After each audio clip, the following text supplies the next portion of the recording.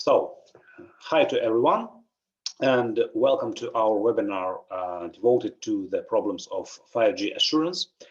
My name is Alexey Baranovsky. I'm president of ISAC chapter, and this today meeting will be covered under ISACA environment and visited by ISACA participants. So today we have a very interesting discussion. We'll have a discussion with different topics related to 5G, but not more maybe for technical issues, but more for security and process issues of 5G using. So today we'll have five speeches from speakers around the world, from Australia, from Belgium, from Ukraine as well. And of course, I would like to mention the companies which participation made this event, give us ability to make this event.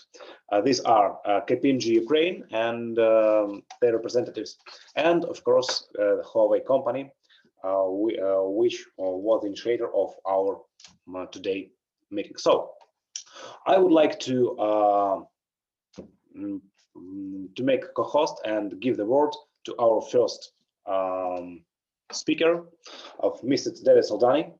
David, are you here? So yes, I am, and nice to meet you. Thanks a lot for your participation. The host Thank you for having me. Right, so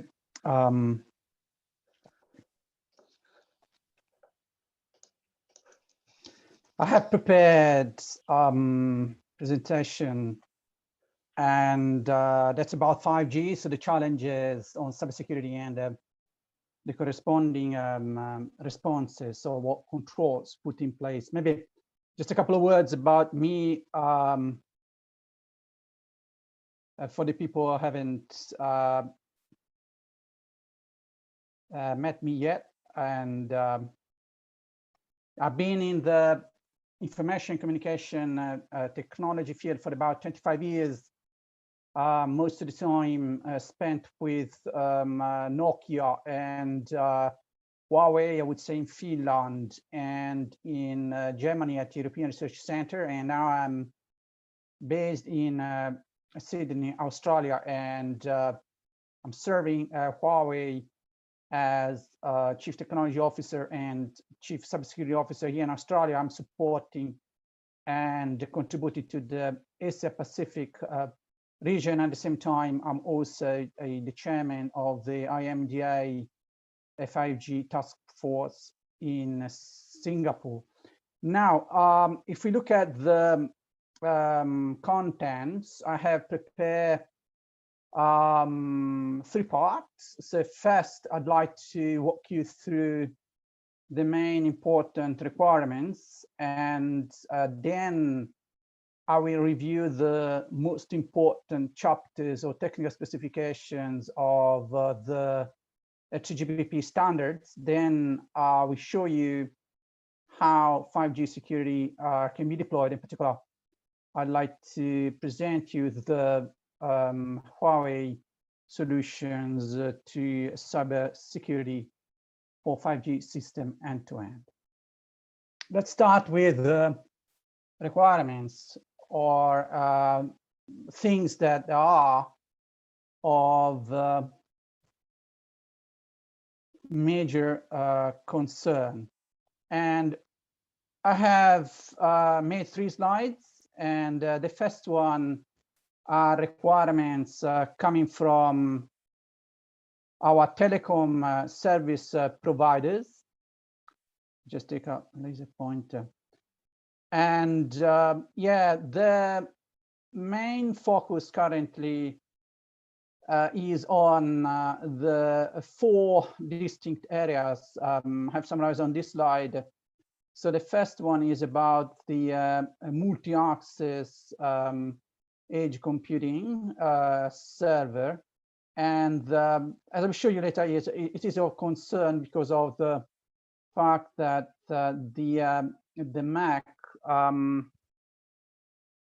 hosts, or actually it is connected to a part of the core network, the user plane function of the core network, and therefore there is, would say, a perimeter of concern that there could be like threats coming from the enterprise network towards the core network, but also the enterprise organization has their own concern about the possibility of accessing their data within their own intranet. The second area of focus is network slicing. Slicing, it is a characteristics of the 5G in its standalone configuration. So the concern is that once I have set up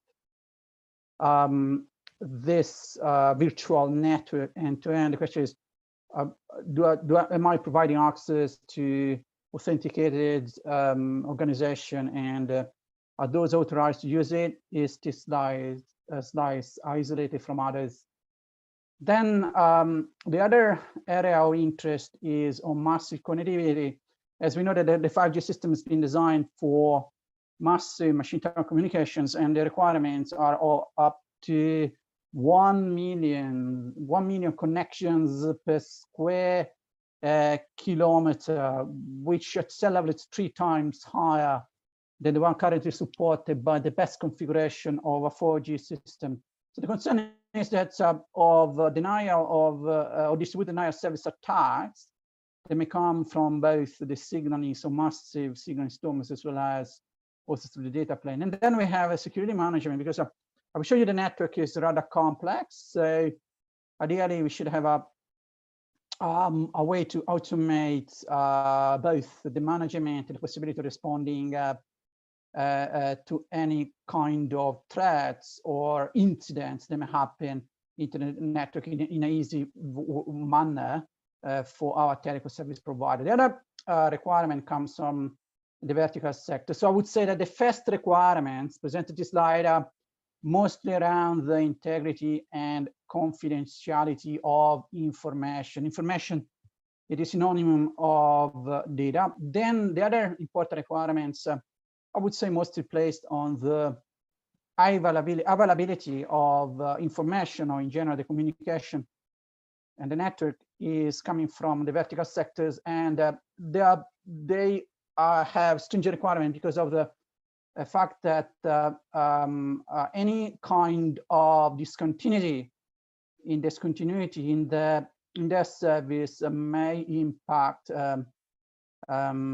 hugely, dramatically their productions, may also cost lives. For example, if you think of having connected a bus or a big machine, if that particular system goes out of control, it may cause a huge, tremendous harm. Then the other important requirements are area of focus is from the industry, I would say the global industry in general. I'm thinking of the mobile communication industry in particular. What we would like to have in place is a globally trusted, mutually recognized security assurance scheme, which currently most of the industry is still focusing on other type of standards, some of them denoted as common criteria. So those particular standards here are related to the IT system, so information technology system do not apply well to mobile network equipment. I'm thinking of the radio access network and the core network. Of course, the transport network layer, an element connected to GPP domains, then need to comply with common criteria. So those are criteria, I would say, not really designed for the mobile communication system. So the target is to have something that could be truly broadly adopted, trusted, and recognized as an assurance scheme. So we are talking about now of a global adoption of the network element, security assurance scheme from the GSMA. I have just a slide, and through the course of this event today, you will have dedicated the presentation on this topic, so you will see what it's all about. But yeah, I have a slide just to make sure we understand that this is the scheme we were waiting for, and this is the scheme now that the GSMA, the Global Association of Carriers or Telecom Service Providers, has built and made available to the industry, so that the mobile communication system can be audited in terms of product creation processes and life cycle of the product themselves, and also the equipment can be, the security of network element can be also evaluated using the technical specification coming from the 3GPP.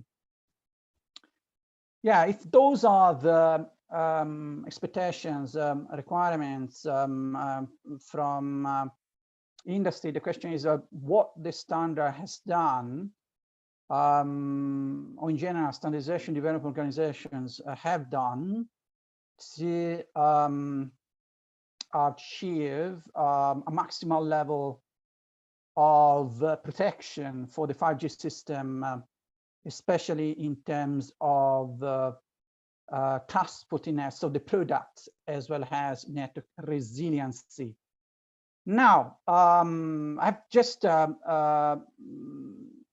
yeah, if you look at the 3GPP standard, so the 5G standard roadmap, the 3GPP roadmap aligned with the ITU, what we may see on this slide in particular, we are having that the 5G system was already specified completely in its standalone configuration, which are fresh end-to-end system from terminal to the radio access and the core network, really end-to-end system back last year. So a year from now, it was completely finalized, including the network slicing concept. Then the system has been further developed, and we have now just completed and frozen its evolution release 16. So the first version of the mobile communication system was designed especially to enhance the mobile broadband experience, but there is also an element of ultra reliable, low latency, and communication protocols. The release 16 is truly focused on meeting the requirements of the industrial IoT, and then from next year will be further enhanced, shifting towards the release 17. There are many announcements, and some of them are really targeting to introducing new features such as the NR Lite that will meet a number of many more requirements for the, especially I would say the consumer type IoT. So the target is with the introduction of release 17 is to further expand the system and complete the system in its complete realization of the ITU vision that was set to achieve the mobile broadband experience enhancements, ultra reliable low latency communication services, and massive machine type of communication. Then you see appearing already here, it is the 6G, and the research has started. And it is fine with that, because research has to start much earlier. You may see here, and then even earlier than before, compared to when the system will be made available, because the time is really being compressed from research to the technical specification and the product availability. So we are talking about 6G from release 18 in terms of study items down to its technical specifications and working item at later releases. So I would say release 20 and with the massive launch in 2020 will be our 6G system. Now, let's have a look at the functionality supported by 5G. I have made 2 slides, and the first one is an overview of all the features you may find within the 2GPP technical specification release 15, so phase 1 of 5G, which is currently the commercial available system. And this release truly defined the infrastructure of security and further enhances the security functions of the 4G system. And here is just a summary of the most important functionality coming in release 15, so that what you have already in place on the system and platform already deployed in the system. So first, encryption with respect to 4G will be enhanced, and the encryption key will be doubled in size. But more importantly, I would say what has been done with the 5G, if you look at the wireless interface, which is the interface between your mobile phone and the base station, so the antennas, you may see the antennas. It is the introduction of the integrity protection. So it's not just encrypted, the communication between the 2 points as it was already earlier for user plane and control plane, but now the user plane also supports integrity, which means that the system implements a hash function that produces a message digest through which we may ensure the data between these 2 points is not compromised. So it remains and meets the integrity requirement. The other thing that was introduced is the privacy preservation or protection that 4G transmitting clear the international mobile subscriber identity. Now it is concealed, so it is hidden, and the privacy preserved between the 2 points, particularly the terminal and the core network. In addition to this, when you look at the policy, the granularity, you may set your encryption keys and your controls into the network. They are no longer at the big pipe, so the bare service, but they are really reaching out the different at subscription level as well as the 4 component level. But more importantly, I would say what has been done for the first time in history, looking at the history of communication systems in general, they have unified the way of a user is authenticated and authorized in the network independent of the access. So those mechanisms are looking at the confidentiality of the information. They are now applicable independent of how you reach out the 5G core. So all system will then ultimately converge to the 5G core. The 5G core will support any kind of access. That could be like 3GPP trusted type of access, 4G, 5G, 6G, but also Wi-Fi and its evolution. But I would say any kind of fixed access as well. And then what I have introduced here that was not present in earlier generation is the roaming security. They have defined the security age protection proxy function, which protects the confidential information between the home public and mobile network, that is the home network of the subscriber, and the network where he or she is currently roaming. So that basically introduces the functions 5G supports already in its initial phase. So release 15 In addition to this, I also support a number of security assurance requirements, and those requirements are currently in use within the GSMA NE SAS. And now, if we look at the evolution of the system, so release 16, so this part of the slides, and then release 17, we have further functionalities coming. Extremely important functionality. One looks into the solving the security of a convergent system, wireless wireline system, as I've shown you earlier. But we also introduce the way to protect the confidentiality of network slicing end-to-end.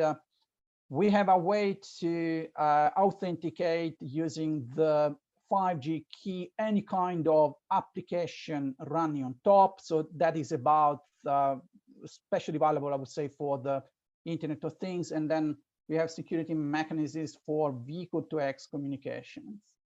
And then later in the next release, which is now in the phase of the specification, that's release 17, we will have additional security function coming, meeting the requirements of the industrial internet. So the industrial IoT, the introduction and protection of potential threats linked to the use of the multi-access edge computing function or proxy.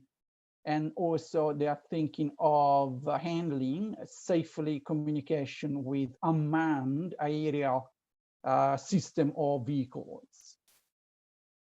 Yeah, so the standard has really done a lot. And the question is now, if I am a telecom service provider, how am I making sure that I am buying transport fee equipment, and I'm also able, by using those equipment, to compose a resilient networking system? Yeah, one way to do this, and it is about complying with the network equipment a security assurance scheme coming with the GSMA in collaboration with TGPP. What is the NE SAS? So the NE SAS, it is a jointly defined initiative by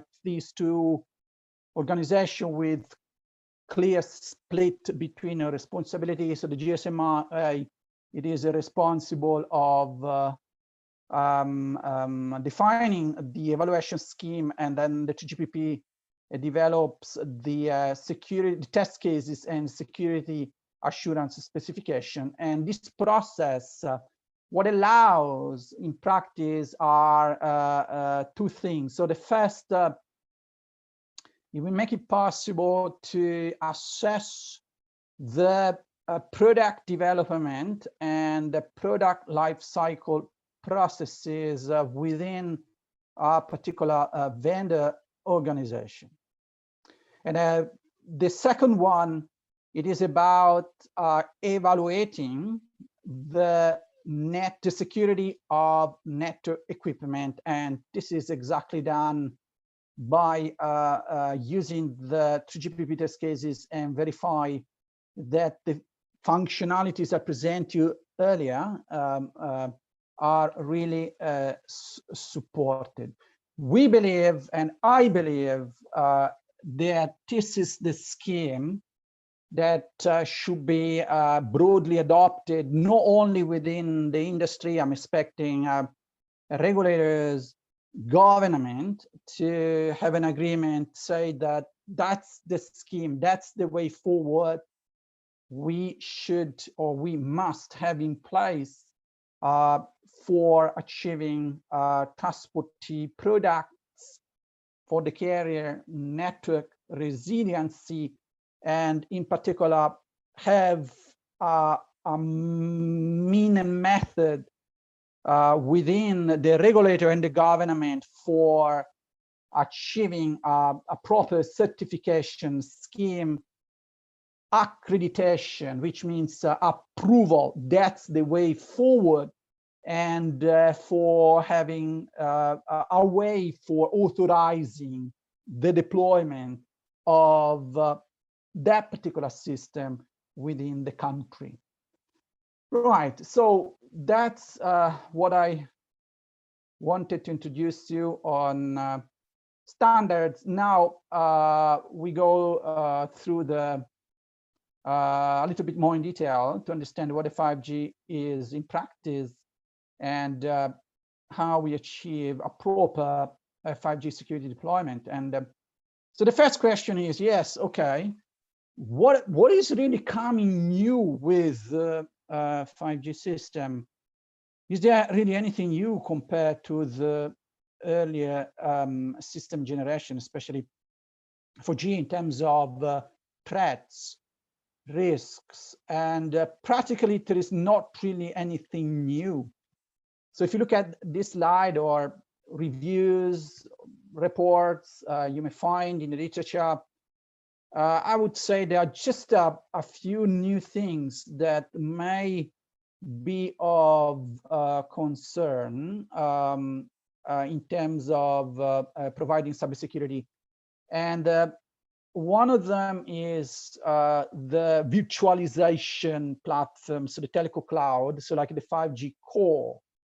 So anywhere you introduce a virtualization, independent of how you're going to implement that, containers, virtual, it doesn't matter. You introduce, you open the floor to a new threats and therefore risks. So one is the 5G core, and in particular, we need to understand how we can introduce security controls to mitigate any kind of threats, risk, looking at the service-based architecture and the virtual function running on the core network. The other important thing new end-to-end coming with the 5G in its standalone configuration, it is network slices. Again, it is something in the virtual domain, not limited to the core network. So the slice, it is composed and instantiated end-to-end, and yeah, from terminal down through the RAN, and then yeah, has to be enforced in compliance in the transport network layer, the core, and also we need to provide a proper access to tenants. That's, of course, is our concern. And the other thing is the massive deployment of this external proxy MAC, the mobile, it used to be called mobile edge computing, nowadays ETSI changed the name, is multi-access edge computing, because this function here, proxy function, it is really coming close to the edge, and adjacent to the user plane function, the core network, it is of concern. It could be like even of physical security concern. So the question is, yeah, okay, if those are the threats, how shall we work on them? How do we achieve an end-to-end risk management framework? And in particular, what are the responsibility among the 5 main stakeholders of this system? Because everybody tends to give in place all the pressure on the vendors, but the vendors in practice are responsible, yes, for equipment and device security. So they have to meet the requirements or any SaaS to put that into a nutshell. But I think more importantly is the responsibility of the owner, of the one or only one organization that has access to the end-to-end 5G system, or in its network domain, if you're thinking of virtual network operator, because it is the telco service provider that is responsible for the overall resilience and operation security of the entire system. In addition to this, we also, as consumers, have a role, and they do have a role, organization that will run services on top. And of course, we need to ensure that the confidentiality and the integrity of the information is kept by introducing encryption and hash functions end to end. Importantly and very important is the role of the government, and including regulator and the security agency, because those are the organizations that will define the laws, they will define the regulatory framework, in particular, the telecom service provider has to comply with. And then we have, of course, a standardization dependent organization, that those are the people who need to define and proper technical specifications, so that as the technology evolves, we have a correspondent, say, design, security by design coming along with the system. And this is, for example, the role of 3GPP and of all standardization body transposing those specifications. What is Huawei doing to meet the stakeholder expectations? First, our organization has, as shown on this slide, an end-to-end approach to security, and we target to deliver a defense in-depth system adopting a pretty much zero trust model. And let us see now what I mean by that. So what we have here, it is an end-to-end system that practically not only meets the standard requirements which I have introduced to you earlier, but more importantly, it provides a framework with a number of enhancements which are represented by these three levels of implementation. So we ensure equipment security. There are many mechanisms in doing that. And this is followed by the solution to network domain security. I will present some of them, especially in terms of macro networks, license security. And on top of this, what we provide also is an instrument for the system owner to manage cybersecurity at element level, but also we have a platform that allows the telecom service provider to manage the cybersecurity end-to-end, independent of the network elements that are implemented into the system. Let's have a look at some of the solutions specific. They are specific to Huawei, because I want to show you how we are going well beyond what the standard requires. So the first approach we are having our elements is the 3 planes isolations. The 3 planes are the user plane, control plane, and the management plane. At a later time, we think of a machine learning pipeline plane. But for the moment, let's focus on these 3 layers. And let me see here, our system implements an end-to-end complete separation of the 3 distinct flow stream. And this is achieved by implementing the protocol stack using distinct models with the corresponding ports and therefore IP addresses. And that's done in the RAN as well as in the core network. And then what we have here to transfer data between the PI entities that are located in the radio access network, which, by the way, is completely separated from the remaining part of the system, although this characteristic of the network is still unclear for some people, but it is implemented, designed, and conceived in this way, and so will remain. So will remain even now when looking at the 6G architecture separated.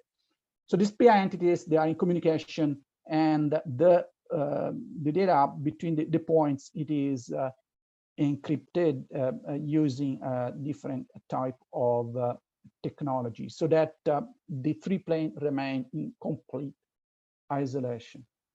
Multi-access computing, there are at least two approaches to cybersecurity, because there are two problems. On the one hand, you need to protect the user plane function of the core network. So as you see here, two deployments, there are only two deployments of the mobile edge computing proxy, which is here.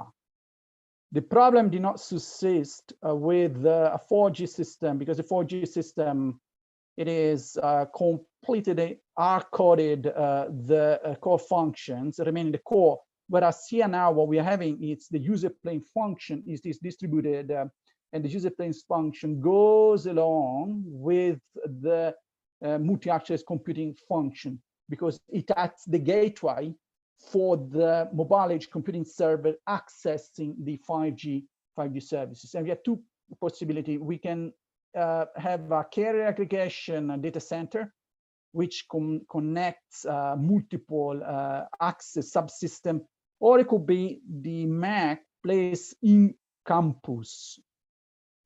And here you have examples how the carrier, or anyway who provides the user plane function, the 5G system, may implement the necessary controls to protect the core network that is not compromised by any organization or physical person or threat agent, whatever it is, coming from the enterprise network.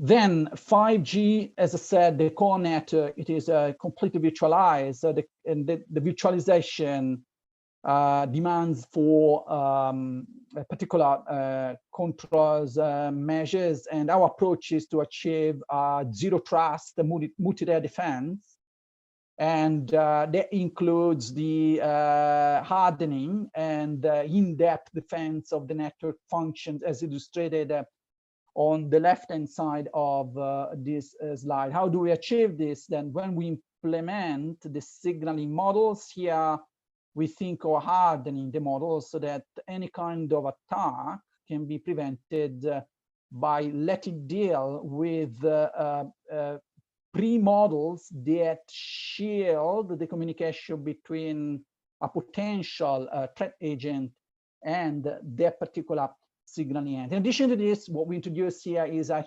hierarchical isolations gates that will make it hard through a zero trust model, which means authenticating and authorizing any kind of information at various levels before this particular communication here may achieve the trust zone, so the most important part of the core system. In other words, we have multiple layers of firewalls protecting the access to our kernel, our most important part of the network. And then, of course, we introduce always resiliencies by distributing the function, and that means that if any failure or incident occur, we can always scale out the solution, use other functions, other elements, and achieve a diversity by grouping the different function instantiated into different physical data centers. Yeah, maybe just would like, before I conclude, I want to show you something on maybe network slicing. And yeah, network slicing, as I said, is of concern. What is network slicing? It is an end-to-end network, which is a virtual network, which is composed by a number of functions, the core network, and the corresponding protocols that you may find in the RAN. And what the release 16 just specified has done is introduced the way of getting authenticated and use the key of the 5G system. And they also introduce a network slice specific authentication and authorization function that allow us to authenticate and authorize the traffic on a particular slice, but also within the network slice itself. So that basically guarantees the confidentiality of the information. In addition to this, we are encrypting the so-called network slice selection assistant information, which identifies the slice itself, and looking at the tenant, when the tenant, so network slice, it is, you may see it as a function of the network like we are having for computing and cloud computing. So if you think of our cloud computing dashboard, the tenant, so the vertical sector, will have a similar way of accessing the network resources of and compose that particular system. And even in this case, we have been thinking of access, authentication, and authorization, so that the confidentiality and the integrity information, it is kept also in the management plane.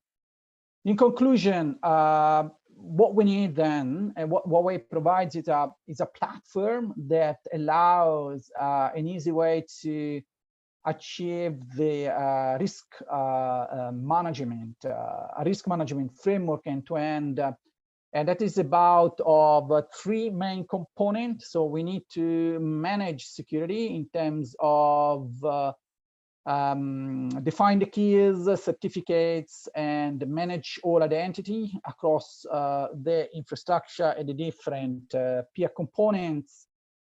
We then need to be able to analyze and collect the data in terms of whatever it is. Could be traffic, or there could be logs signaling user plane, control plane, so that we can then intervene and change our control measures in the networks in terms of policy. What we provide here is a high-sec platform that makes the life of our telco service provider extremely easy. And to conclude, the Huawei has achieved, as of today, more than 270 plus certificates in evidence of the quality of our product, especially for 5G. We recently received the common criteria, passed the common criteria evaluation level. So the common criteria evaluation level 4, that was for the RAN and the core. At the same time, we have passed the audit process within the GSMA NE SAS for the RAN and the core. And then also we have great achievements in terms of software engineering quality for our core network, coming and meeting the build security maturity model requirements, reaching out the level 2, which basically ranks top 5 in the industry. And we have also attained positive results out of the scrutiny of our source code of the core network from a trusted organization in Germany, which proves that Huawei has mature product and truly achieves the appropriate software engineering processes. So in conclusion, I hope you had an opportunity to see what the 5G system is all about, the most important mechanisms, not only in terms of standards, but also the security deployment functions and controls. And I would like to conclude giving 3 key points, which I think are necessary for achieving a 5G defense in-depth strategy in alignment with the zero trust model. So the first, we should have a broad adoption of the GSMA network element security assurance scheme. And that is for testing and evaluating mobile systems. The second, what we need to have in place is a certification and, more importantly, an accreditation process. Accreditation means approved by government and therefore enforced by the regulator process, so that we can, in alignment with the predetermined set of security standards, we can authorize the deployment of a particular, actually, network element, 5G element, independent of the flag of origin. And then the third, really important, I think that we need to have in place joint innovation project between private organization, important, but even more important is the involvement of the government, the regulators, so that and the security agency, so that what we can do together is to test, analyze, understand whether those particular 5G equipment leverage the appropriate standards, and at the same time, we may think of assessing the different end-to-end security functionalities, and therefore extract important requirements that can be then injected into the standards, so that the system it is constantly and continuously improved. That basically terminates my talk today. I don't know whether we still have time for some questions. Okay, thanks, David. It was impressive. So, does anyone have questions? You are free to ask.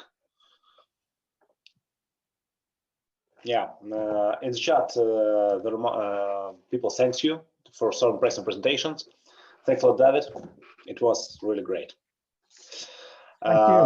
Thank you so much. As we see, there are no questions. That's okay. All right.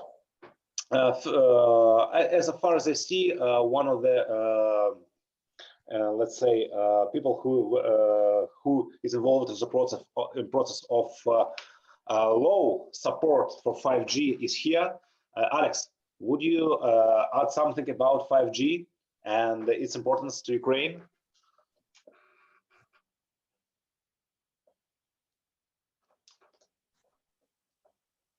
Саша Федиенко. Да, я здесь. Позвольте представить вам депутата Верховного Совета Украины Александра Федиенко, одного из тех людей, кто двигает мобильные технологии в нашей стране. Александр, если можно, пару слов от вас, пока у нас небольшой перерыв.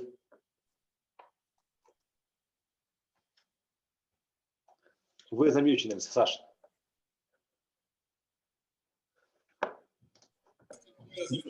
Так, мене чутно? Чутно, супер. Так, доброго дня. Я несподівано хотів взагалі послухати, але Олексій так мене висмикнув, як то кажуть.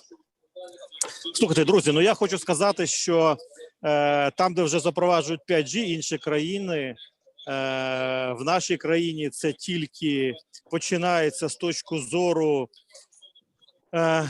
законодавчих ініціатив, тобто уряд підтримує впровадження 5G, будуть внесені відповідні зміни до національного плану розподілу смуг радіочастот, але я кажу вже багато про це, вивчаючи питання 5G, що до тих пір, поки не буде попиту цієї технології, мене інколи питають, коли в Україні буде 5G. Так от я кажу, що до тих пір, поки не буде попиту на цю технологію, в Україні, скоріш за все, великі оператори не будуть будувати відповідно 5G. І коли мене питають на наступному, а де ж зробити попит, я завжди кажу, що 5G – це технологія промислового інтернету речей, в першу чергу, на мій погляд.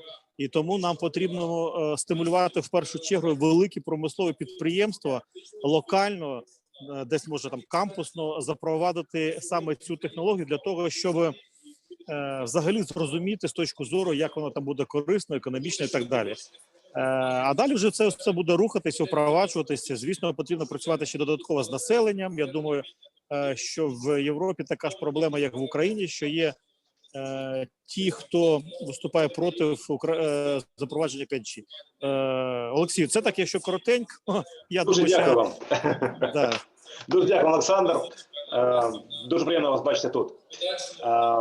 Okay, ladies and gentlemen, I would like to give a word to our next speaker. He is Gennady Reznиченko, cybersecurity expert from KPMG Ukraine. Gennady, you're welcome. Добрый день. Последние секунды подготовки, и я запускаю свою презентацию. Так, вроде бы с технической стороны все готово. Как Алексей, подтверди, видно, слышно меня нормально? Да, все хорошо. Прошу, Геннадий. А самое главное, презентацию видно? Да, видно. Тогда начинаем. И в первую очередь, Алексей, спасибо за возможность выступить от имени моего нового работодателя КПМГ Украина. Я также хочу поприветствовать всех участников семинара ИСАКИ по технологиям 5G. И для начала я расскажу немного о себе. Так.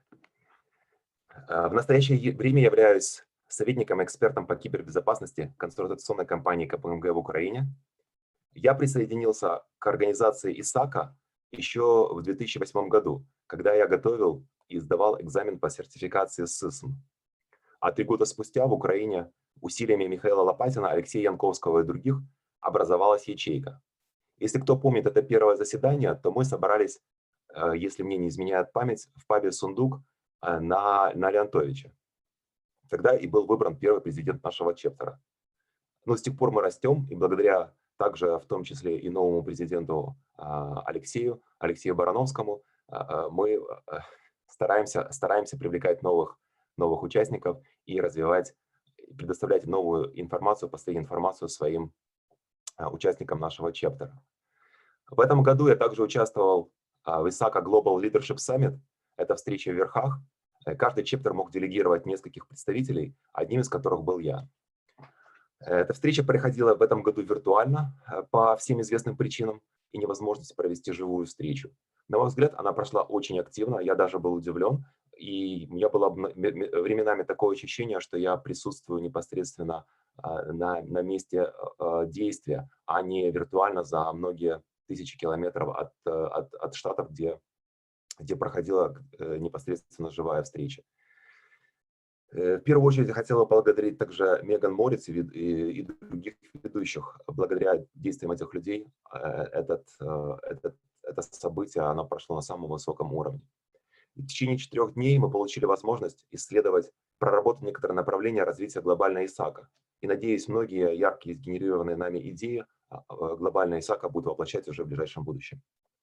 На моем слайде о себе, вот в самом углу, внизу справа, вы видите то, что я называю своим профессиональным ДНК. Это мой отпечаток той профессиональной деятельности, которую я веду уже на протяжении 20 с лишним лет.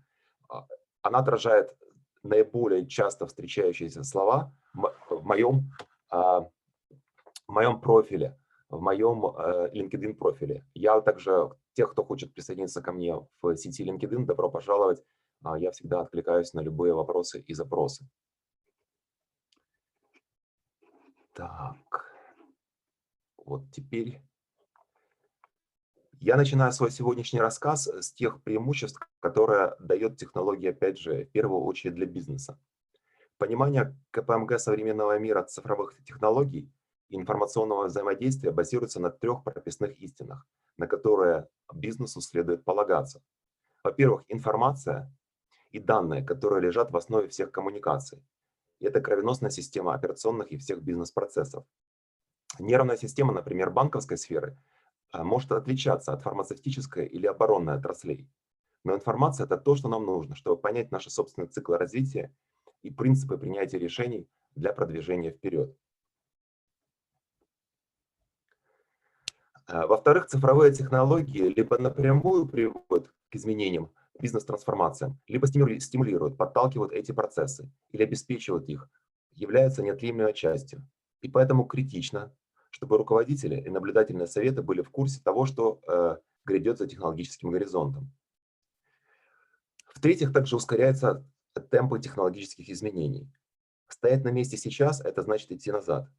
Если вы помните, что говорила Алиса из Льюиса Кэрролла, нужно бежать изо всех ног, чтобы только оставаться на месте. А чтобы куда-то попасть, нужно бежать в 2 раза быстрее.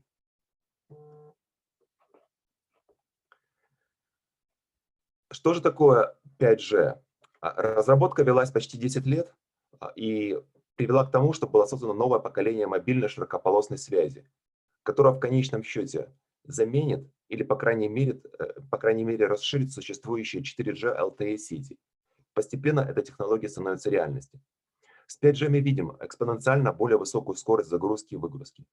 Задержка, то есть время, необходимое устройством для связи по беспроводным сетям, также резко уменьшится. Но дело не только в скорости. 5G предлагает большую пропускную способность, позволяя одновременно подключать 1000 устройств на относительно небольшой территории. Большой проблемой многих организаций в настоящее время является дефицит технологических решений.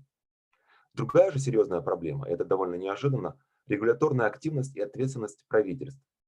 Отсутствие вовремя принятых и правильно прописанных законов сдерживает инновации. А также отсутствие директив регуляторных надзорных органов может привести к тому, что на уровне страны бизнес ощутит экономические потери, и конкуренция будет проиграна. Аналитики КПМГ прогнозируют, что безопасная реализация 5G может открыть новые рыночные возможности на сумму в больше 4 триллионов долларов во всех отраслевых вертикалях. Корпоративная 5G поможет предприятиям трансформировать методы ведения бизнеса уже сегодня за счет снижения сложности коммуникационных сетей, затрат на их обслуживание, путем установления необходимых связей с стратегическими партнерами и открытия новых потенциальных рыночных возможностей. На этом слайде мы видим, какие отрасли имеют наибольший потенциал роста при использовании новых технологий. По вертикали мы видим транспорт, оборонку, аэрокосмическую отрасль на самых верхних этажах. На горизонтальной шкале видно, сколько лет понадобится для трансформации. Дольше всех в фарме, финансовым организациям и ритейлу, рознице. Интересно отметить позицию производителя товаров. Большой оранжевый круг в начале и внизу графика. Они быстрее других смогут получить выгоду от использования 5G, однако для раскрытия всего потенциала им понадобится больше усилий. Об этой отрасли мы еще поговорим немножко подробнее на следующих слайдах. Теперь немного о безопасности. Возможность развертывания частных сетей 5G в географически ограниченных пространствах, таких как порты, аэропорты, больницы, университеты, фабрики, военные объекты и правительственные комплексы, доступны уже сегодня. И это не зависит от глобальной доступности 5G. Однако жизненно важно, чтобы 5G был развернут безопасно, иначе киберпреступники смогут использовать его скорость, пропускную способность и сверхмалую задержку в своих криминальных интересах. У сетей 5G есть встроенные средства обеспечения безопасности. В частности, виртуализация позволяет свести к минимуму использование физического оборудования для управления сетью и выполнения на них сетевых функций. Эта же особенность позволяет минимизировать кибератаки. С помощью систем аутентификации операторы 5G могут идентифицировать различные устройства, смартфоны, датчики, бытовую технику и рассылать на них обновления безопасности. Кроме того, поставщики приложений разрабатывают системы, обеспечивающие сквозное шифрование данных. Однако ввиду новизны 5G еще неизвестны уязвимости таких сетей. Некоторые исследовательские группы уже обнаружили более десятка слабых мест в протоколах 5G, используя которые злоумышленники могут определять местонахождение абонентов, понижать пропускную способность сетей до уровня 4G, отслеживать звонки, сообщения, онлайн-активность, а также выполнять другие вредоносные действия. Исследователи проводили атаки на понижение уровня обслуживания абонентских устройств, используя недорогие программно конфигурируемые радиопередатчики. Им удалось получать номер EMEI беспроводных устройств. Однако недостаток большой скорости в том, что при взломе устройств сети 5G злоумышленники получат персональные данные и другие конфиденциальные сведения гораздо быстрее, чем в случае 4G. Они могут воспользоваться малой задержкой и большой пропускной способностью сетей нового типа для увеличения масштаба распределенной DDoS-атаки. Более высокие скорости расширяют возможности атакующих, в том числе и с точки зрения использования огромных объемов данных, которыми обмениваются информационные системы, а также комплексы искусственного интеллекта и группировки интернета вещей. Кроме того, на базе 5G будут работать периферийные устройства, выполняющие вычисления и хранящие данные не в централизованных средах, а ближе к источникам создания. И хотя такие возможности позволяют уменьшать затраты, экономить пропускную способность и сокращать задержки в сети, однако это чревато снижением уровня защищенности. Злоумышленники могут устанавливать бэкдоры на базовых станциях мобильной связи для перехвата и манипуляций с ними на точках доступа. В подобных ситуациях не просто распознать активность взломщиков. Системы могут не проявлять признаки аномалий, даже когда злоумышленник копирует и меняет данные. Мало того, для управления программно конфигурируемыми сетями Software Defined Networks, SDN, и сегментированием сетей 5G, слайсинг, разбиение на независимые сегменты с разными характеристиками, широко применяются средства искусственного интеллекта, помогающие обеспечить высокую скорость и малую задержку. В случаях, когда для этого используется система искусственного интеллекта, не предназначенная для работы в сети 5G, в них могут быть уязвимости. Скомпрометировав контроллер SDN, взломщик получит привилегированный доступ к устройствам, работающим под его управлением, что способно привести к значительному ущербу.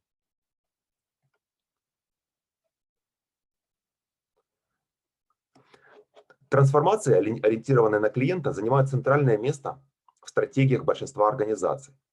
На это направлены такие концепции, как умные города, умное производство и цифровое правительство.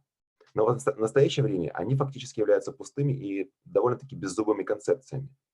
Что такое умный город? Что такое умное управление мусором? Умное управление движением? Является ли это умными гражданами или умными сотрудниками? Ответ заключается в том, что все это так, но также и многое другое. И настоящее преимущество реализуется тогда, когда мириады данных из всех этих потоков сталкиваются и сливаются друг с другом, рождая новые идеи. Вот для этого требуется конвергентная связь на огромных скоростях. Конечно, на горизонте присутствует много других технологических достижений. Это нанотехнологии, это гиперзвук и квантовые вычисления. Но с точки зрения коммуникаций, это соединительной ткани бизнеса. Одна технология, она более ярко выделяется. Это 5G и связанная с ней собственная экосистема. Однако, учитывая потенциальное преимущество, даже те предприятия, которые не видят быстрых вариантов использования 5G сетей, должны как минимум проводить технико-экономические обоснования, чтобы рассмотреть, как лучше всего использовать эту экосистему в краткосрочной, среднесрочной и долгосрочной перспективах. Правительство и регуляторы давят на операторов мобильной связи, чтобы они инвестировали в 5G инфраструктуру. Однако операторы обеспокоены возвратом совсем недешевых инвестиций в новые технологии. Для операторов открывается окно создания новых возможностей для крупных заказчиков и, соответственно, генерации потока новых заказов. В новом мире 5G показатели пропускной способности, надежности, времени задержки, полосы пропускания и производительности поднимутся на новый уровень. И мне кажется, об этом расскажет мой коллега на следующей за моей презентацией. Сейчас мы рассмотрим вопрос автоматизации производства, прогнозное проактивное обслуживание средств производства, контроля качества и связанные с этим логистические цепочки. В традиционном производстве товаров использование технологии 4G предполагает линейный процесс. Сырье заказано, станки, роботы настроены и управляются людьми. и обслуживаются, используются в течение всего срока службы, а не только до состояния износа. Итогом является высокая вероятность дорогостоящих поломок и потерь, и процессы, которые не могут быстро перестроиться в случае изменения спроса. Внедрение 5G в эту среду поможет компаниям трансформировать производство, уступая дорогу саморегулирующимся, самонастраивающимся процессам, что означает большую гибкость, большую скорость и высокую производительность. Важно отметить, что все эти преимущества будут переданы и конечным пользователям в виде широких возможностей по настройке конечного продукта под свои собственные предпочтения, более высокое качество и скорость доставки. В итоге линейный процесс становится циклическим, создавая значительную добавленную стоимость. Чтобы быть готовым конкурировать в новом технологическом укладе, руководители компаний должны начать мыслить за пределами парадигмы 4G уже сегодня.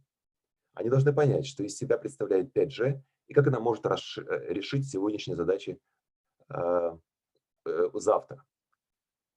Производственные отделы должны стать более гибкими в разработке товаров и стать похожими на маленькие технологические компании. На этом слайде показаны преимущества использования 5G для мобильных сотрудников. Сейчас об этом еще немного рано говорить, однако по очень осторожным оценкам мир вернется в свое доковидное состояние уже в конце 2021 или в начале 2022 года. Поэтому необходимо готовиться уже сейчас. Для сотрудников, которые могут и хотят работать отовсюду, 5G повышает эффективность их работы, делает их взаимодействие с коллегами, заказчиками более интерактивными. Появятся новые стартапы, которые заточат свои инновационные продукты под требования новых сотрудников. Аналитики КПМГ провели анализ отраслей промышленности, чтобы понять, сколько лет понадобится бизнесу, чтобы получить прибыль от использования технологий 5G. От 0 до 3 лет. Это частные либо университетского типа городки, комплексы зданий. Организации, которые располагаются на относительно небольшой территории, могут стать первыми потребителями технологий 5G. Они станут одними из первых клиентов оператора мобильной связи. Типичный пример, который вы видели на последних нескольких слайдах, это фабрики, другие промышленные производства. От 2 до 6 лет – это городское использование. Когда сети 5G будут установлены в городах, это даст толчок появлению целого ряда предприятий, которые захотят воспользоваться преимуществами 5G. Индустрия сервисных услуг, которая зависит от широкого покрытия каналами связи, например, здравоохранение, мобильные рабочие места, профессиональные услуги, как те, которые оказывают интеграторы, консалтинговые компании, попадут в этот временной отрезок. Индустрия развлечений, также другие виды услуг, которые затрагивают опыт покупателя, попадают в этот горизонт. Например, связанные города, студенческие городки и места проведения соревнований, концертов. Оптимизация использования пространства, электричества, использование биометрики в качестве распознавания лица для безопасности, умное управление водными ресурсами, отходами, создание мобильных рабочих мест. В госпиталях мы можем наблюдать беспроводный мониторинг пациентов, интеллектуальные кровати, койко-места для больных, обеспечение медикаментами и контроль в реальном режиме времени. От 5 лет на таком горизонте планирования и выше мы ожидаем, что глобальные телекоммуникационные операторы начнут широкое внедрение технологий 5G. Сейчас трудно заглянуть так далеко за горизонт, однако мы предполагаем, что телко-операторы предложат такие сервисные модели, которые будут использовать преимущества быстрой связи и позволят компаниям подстраивать свои бизнес-модели под новые скорости и объемы передачи данных. Например, для военных, для армии, технология 5G предоставит защищенные и надежные коммуникационные каналы для военных баз или мест дислокации персонала, обеспечивая умный автоматизированный периметр и управление военными инсталляциями.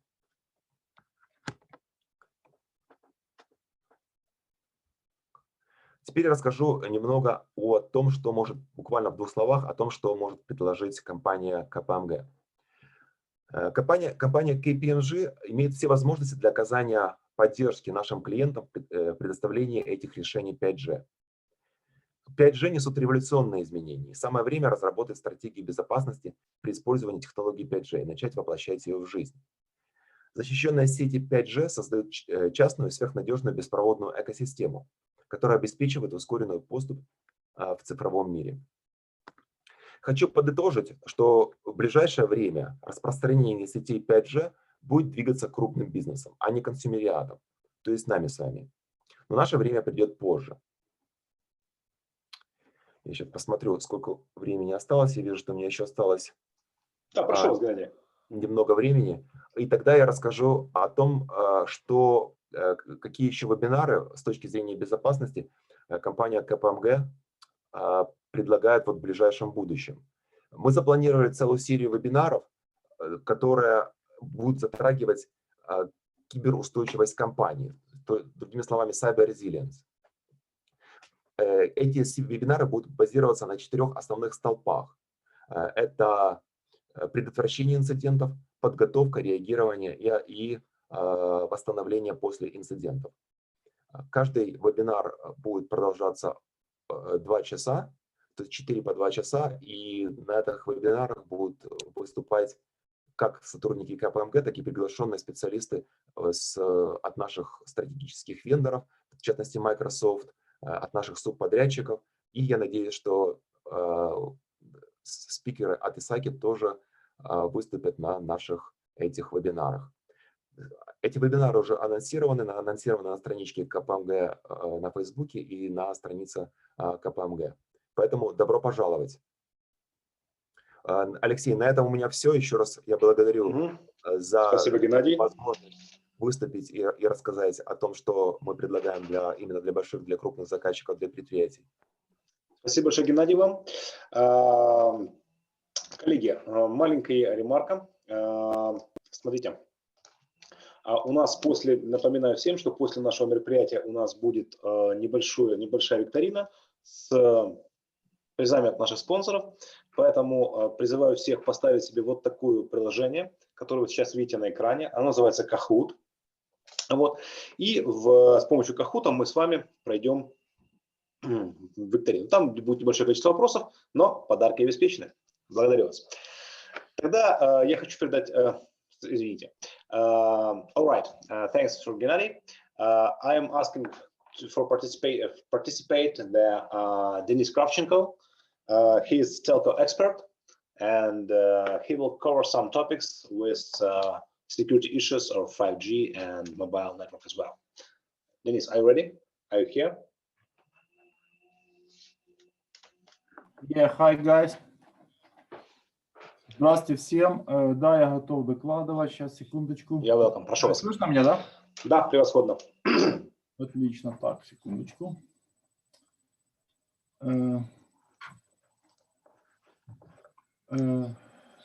Здравствуйте, меня зовут Денис Кравченко. Я вкратце расскажу в 2 словах о себе, да, потом продолжим по презентации. Сейчас, секунду, выведу на экран презентацию.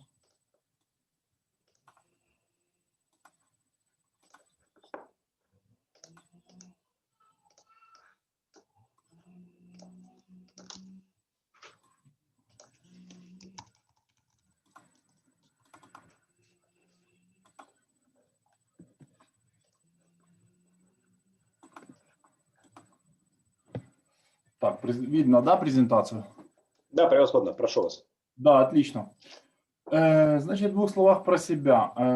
Я долгое время проработал в мобильных операторах связи, в принципе, это и МТС, и Vodafone, и Vion, да. Работал также в группе компаний Vion. Сейчас работаю в одном из вендоров телеком. То есть, в принципе, про телекомы знаю не понаслышке и могу как бы немножко поделиться своим опытом, да, то есть опытом, больше сказать так, практическим по выбору поставщиков, по выбору решений для организации сетей мобильной связи и, ну, грубо говоря, с теми проблемами, с которыми мы сталкивались на практике, да. То есть, в общем, не теория, а практика. Ну и больше немножко зацепим как бы многие моменты, допустим, на моих презентациях, не будет много моментов, потому что коллеги уже много рассказали про безопасность, про то, как далеко мы продвинулись в сфере безопасности, про схемы сертификации и схемы ашуранса, да, то есть все это есть, все это прекрасно, но есть как бы и практические моменты, которые хотелось бы тоже уделить внимание и рассказать немножко про них.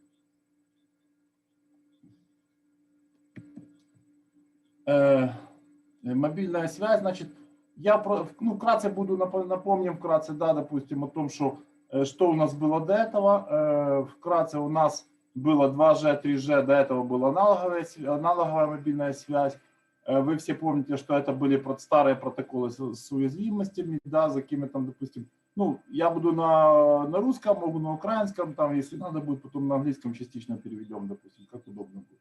Презентация на украинском, но могу рассказать на русском, правда, что больше поймет, если будет на русском.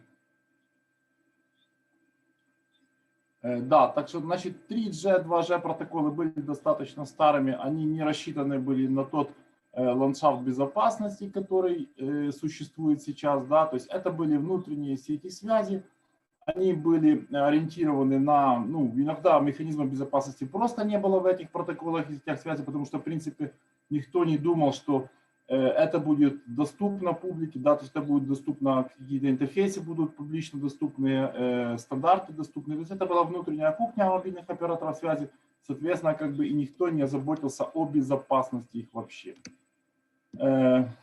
Дальше. Регулирование, допустим, то же самое, то есть регулировалось, данные старые протоколы регулировались на уровне просто государства или на уровне каких-то блоков стран, допустим, тогда вы все помните, что была холодная война. То же самое касалось экспорта криптографии, да, то есть, допустим, основные механизмы защиты криптографии это экспортная технология криптографии ограничивался, и, соответственно, допустим, то же самое касалось и телекома. Соответственно, страны третьего мира, грубо говоря, получали незащищенные из коробки решения. Вот хороший пример это опять два алгоритм, да, шифрования, который мы все знаем, который поставлялся достаточно незащищенный, а специально ослабленный, который поставлялся в другие страны. Ну, плюс еще также какая особенность старого, допустим, наших старых протоколов, да, то что это было все проприетарные вендорские решения, то есть security достигалось чем? Security достигалось тем, что не было доступно документации, не было доступно описание этих решений, и они были доступны только, там, грубо говоря, узкому кругу ограниченных лиц. То есть вот такая вот security. Почему все быстро поменялось? Потому что появился интернет, появился обмен информацией, да, то есть информация стала доступна, начали публиковаться стандарты, соответственно, начали публиковаться и первые уязвимости, да, если так. Если говорю, ну просто я сейчас расскажу вкратце ландшафт, да, потому что тема моего доклада это ландшафт информационной безопасности, то есть, в принципе, как он поменялся и что сейчас по сравнению со старым ландшафтом, что сейчас есть. Так. Современная, значит, чем отличается современная эра? Да, то, что сейчас есть прозрачные протоколы. Вы помните, наверное, да, что, ну, как бы,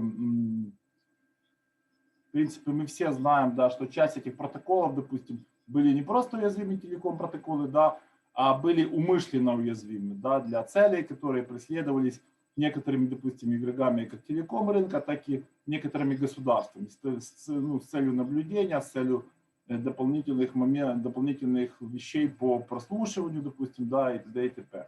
Мониторинг, скажем так. То есть появились сейчас, чтобы избежать этих всех проблем, рынки были более сделаны прозрачными, да, появились несколько публичных схем сертификации, несколько публичных схем, ну, доверительных схем для проверки оборудования, то, что коллеги уже как бы упоминали. Появились новые игроки на рынке, увеличились требования по безопасности от регуляторов, да, то есть появились такие законы, как защита про персональных данных, допустим, в некоторых странах есть закон про защиту абонентской информации, плюс также улучшились возможности по предоставлению безопасных телеком-услуг, то есть, грубо говоря, аппаратная программная база улучшилась, появилась возможность, грубо говоря, даже на конечных небольших устройствах осуществлять шифрование, осуществлять в реал-тайме проверку целостности сообщений, да, то есть это тоже привело к тому, что безопасность, как бы, да, тоже улучшилась. Дальше, значит, ну, новая, как бы, это еще не новая эра, это тоже, как бы, текущая ситуация, да, то есть хоть и сеть, допустим, у нас состояние сетей связи улучшилось, но тем не менее, учитывая, что у нас есть старые протоколы, и которые мы должны поддерживать на сетях связи, да, то есть интерконнект между ними, 2G стандарты, 3G стандарты, которые, в принципе, уязвимы были сами по себе в силу разных причин, да.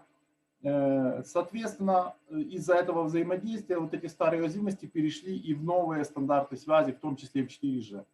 Хотя, конечно, то есть полностью избежать вот этого тяжелого наследия, которое было в 3G, в 2G, невозможно, не получилось, потому что поддерживается взаимодействие со старыми протоколами, со старыми стандартами. Да. Значит, как операторы с этого выходили? Операторы связи, ну, есть такой хороший термин, как бы, да, то есть есть, грубо говоря, протокольный стек, это то, что, допустим, требует профильной ассоциации, то, как вендоры делают, допустим, свои решения, то, как они описывают свои протоколы, внедряют, грубо говоря, стандарты, да, то есть это, как бы, грубо говоря, в двух словах называется протокольный стек. Так вот, операторы связи, ну, так как они были, ну, практические задачи для них стояли, да, особенно для отдела информационной безопасности, очень остро, потому что обеспечивать безопасность данных, обеспечивать безопасность абонентов – это задача оператора связи, и он законодательно отвечает за такую задачу.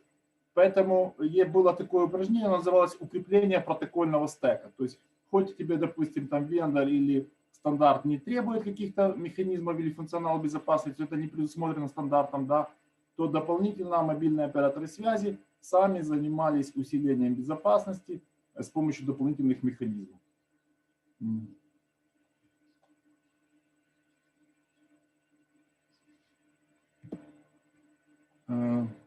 Далее.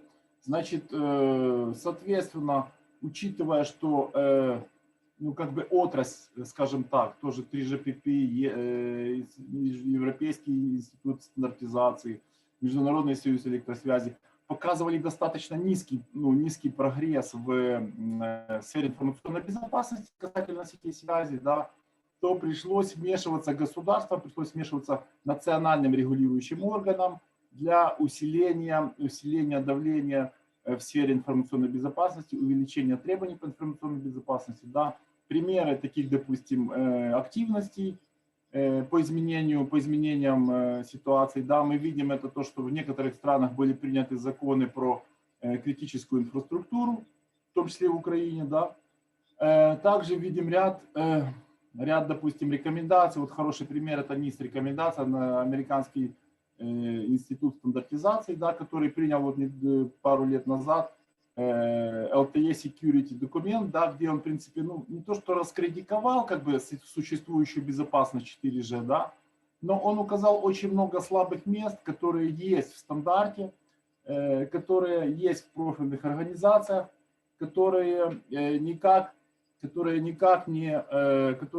не митигируются операторами связи и требуют дополнительного контроля, требуют дополнительных активностей со стороны отдела безопасности операторов связи. То есть достаточно хороший документ, который, ну, как бы достаточно помогал и нам в работе, и остальным, я думаю, операторам тоже помогал.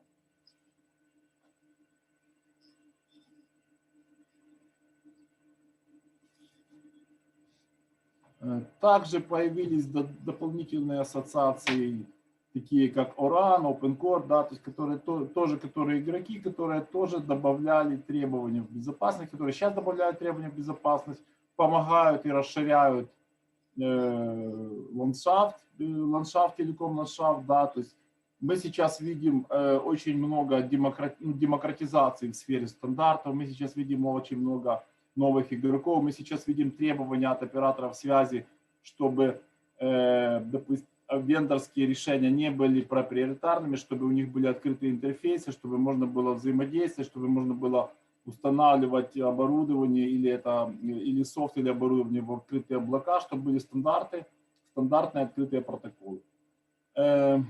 Сдвиг парадигмы идет в облако, да, то есть в принципе 5G связь – это технология, которая позволяет перейти и использовать публичные облачные облака. То есть это технология виртуализации, это Network Function Virtualization. Почему так происходит, мы понимаем, потому что это конкуренция на рынке, это давление со стороны игроков over over the top, да, так называемых игроков. Это, допустим, Google, это Facebook, это Netflix и все остальные дополнительные сервисы. Это мессенджеры в первую очередь, да, то есть, допустим, роуминг, по сути, умер из-за мессенджеров, которыми можно звонить, да, и не платить за это никаких денег по роумингу.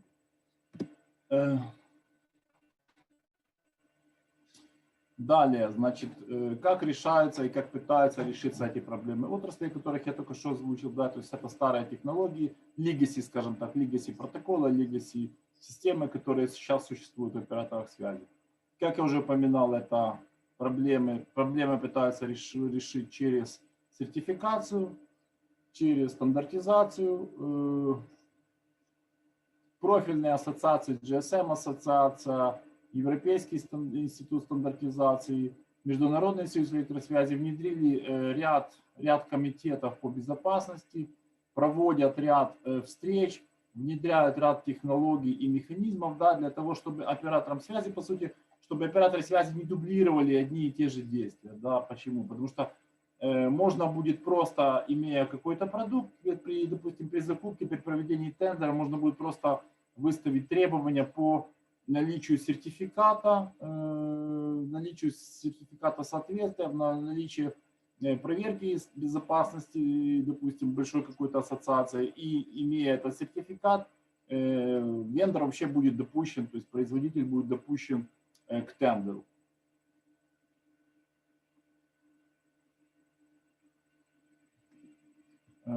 Также, допустим, в ряде стандартов были более детализированы требования по безопасности, потому что если раньше, допустим, это были просто концептуальные вещи, да, то есть без деталей, и очень много отдавалось на откуп оператору связи, то есть, грубо говоря, очень много вещей были не описаны в стандарте, да, и каждый оператор, ну, не то, что внедрял их в силу своего разумения, а внедрял их так, как он понимал эти требования, да, то есть часто допускались ошибки, часто, допустим, эти вещи были сделаны неправильно, часть вещей, допустим, просто не внедрялась, потому что считалось, что это не так критично, как в действительности это нужно было бы, да. То есть, в принципе, стандартизация улучшилась сейчас, да, если вы, допустим, если брать современный ландшафт, если брать современные стандарты, которые, допустим, тот же стандарт 3GPP, да, 3GPP серия 33, стандарт 501, да, 5G Security, он занимает порядка 200 страниц. Если вы откроете, допустим, любой из стандартов, который был опубликован ранее, там, допустим, для 2G, да, там, то есть если там сейчас это релиз 16.04, да, то для каких-то предыдущих релизов эти стандарты по безопасности не занимали каких-то там 10-20 страниц. Из этих 10-20 страниц 10 страниц это там, да, благодарности, оглавление и перечисление, допустим, авторов этого стандарта. Поэтому налицо как бы большой прогресс. Да, много воды, да, постоянно, значит, допустим, если какие-то описываются схемы, повторяется одно и то же много раз. Читать, конечно, стандарты всегда скучно, да, но все равно детализация есть, детализация налицо, прогресс налицо. Спасибо стандартизирующим организациям, которые как бы экономят и наше время, ну, вендорское и операторское время, да, по изучению этих стандартов. Значит, также есть, допустим, современный стандарт, чем еще у нас, то есть современный ландшафт, чем еще он в последнее время особенно активизирован, да, и актуализирован, это проблемы доверия, да, то есть стали на первую ступень при выборе решений, это проблема доверия, проблема работы с подрядчиками, с разных регионов, да, с разными подходами к обеспечению информационной безопасности. Доверяй, но проверяй, но вот, допустим, часто вот хорошие примеры есть в многих странах, когда создаются национальные сертификационные центры, которые проверяют вендорские решения, которые проходят обязательные сертификации, кроме сертификации отраслевых, как я только что упоминал, да, то есть, как коллеги упоминали, от GSM-ассоциации, от Европейского союза, также от американских, допустим, институтов стандартизации, также требуются обязательные сертификации в национальных сертификационных центрах. Потому что часто у многих вендоров есть разное понимание, разное видение безопасности, разное обеспечение этих механизмов безопасности, да, и то, что, допустим, для одного вендора считается нормальным, для другого вендора считается недостаточным. Теперь можем поговорить, в принципе, о каких-то специфических проблемах, которые, то есть, в общем, это проблемы, да, проблемы известные, они общие, нельзя сказать, что они только телекомовские, да, то есть у нас это проблемы общие вообще IT. Просто несколько, вот хотелось бы подчеркнуть несколько особенностей, которые непосредственно присущи телекоммуникациям, непосредственно присущи мобильной связи, непосредственно присущи, допустим, системам вот последнего поколения 4G, 5G с точки зрения безопасности. Первое – это то, что системы мобильной связи – это глобальные системы. Они задумывались как объединение всех сетей во всех странах, так как, в принципе, она и называется Global, да, Global. GSM – это первая буква, обозначает Global. Соответственно, в разных странах, в разных операторов есть разные финансовые возможности по обеспечению, по закупкам оборудования и разные возможности по поддержке и по получению определенного уровня безопасности своих сетей связи. Тяжело интегрировать эти сети, тяжело работать, допустим, да, поддерживать какой-то требуемый уровень безопасности, когда твои партнеры, допустим, да, ну, грубо говоря, вот простой пример, когда ты подключаешься к какому-то более безопасному протоколу или хочешь, но твои партнеры, допустим, не могут работать по такому партнеру, по такому стандарту, или работают, допустим, без шифрования, там, без дополнительных каких-то проверок безопасности.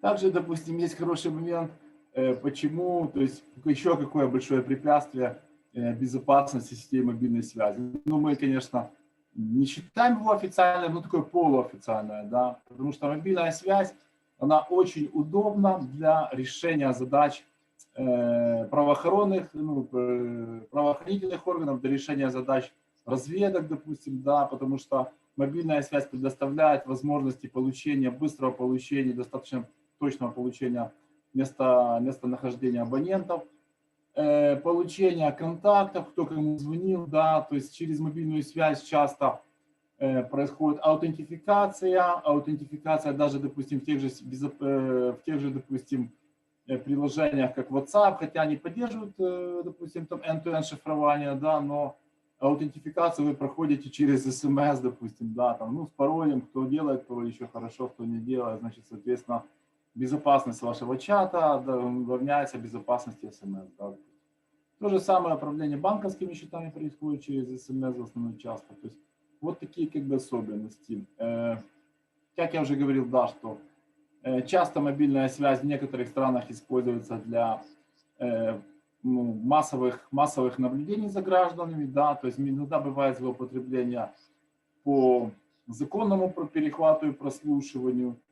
Тем более, допустим, важная такая деталь, да, что обычно мобильные операторы связи регулируются национальными регулирующими органами, и данные мобильных операторов связи, они принимаются к рассмотрению судами, да, то есть, допустим, информация от мобильных операторов связи есть такие, да, то есть по запросу правоохранительных органов, по запросу суда мобильный оператор связи может предоставить данные о том же местоположении там мобильного терминала, да, и эти доказательства будут приняты в суде, да, то есть они могут быть вещественными доказательствами, могут быть доказательной базой для выдвижения каких-то обвинений. То есть почему это как бы важно и критично безопасность самих мобильных операторов, безопасность данных мобильных операторов, потому что если это не будет достигаться, а использование этих данных, я же повторюсь,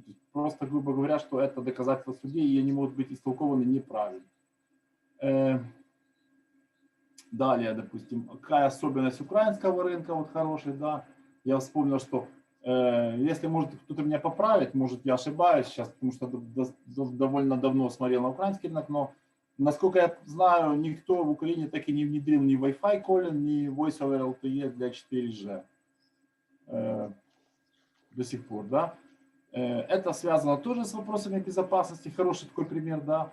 Почему? Потому что, ну, грубо говоря, тяжело, допустим, определять местоположение абонентов, тяжело выполнять требования по Law of Interception для таких взаимодействий, да, как Wi-Fi calling и Voice over LTE. Плюс нужна поддержка производителей телефонов для таких задач. И, наверное, мало востребованность, конечно. То есть, ну, это тоже безопасность. Одно из таких хороших примеров по безопасности управления. Будущее, да, будущий ландшафт. Обсудили мы 2G, 3G, поняли, что они не так достаточно хороши, как хотелось бы. Хотя я еще раз подчеркну, что это просто обычная гражданская связь, то есть каких-то повышенных требований к безопасности 2G, к безопасности 3G в принципе не выдвигалось. Если мы возьмем, допустим, ту же обычную проводную связь, да, стационарные телефоны, там тоже отсутствует шифрование, там тоже отсутствует аутентификация сообщений. То есть, в принципе, можно подключиться к вашему коммутатору, послушать, что вы говорите, но это не системы какие-то с высокой степенью конфиденциальности. И когда поставщик, допустим, предлагает свои услуги, да, тот же мобильный оператор связи,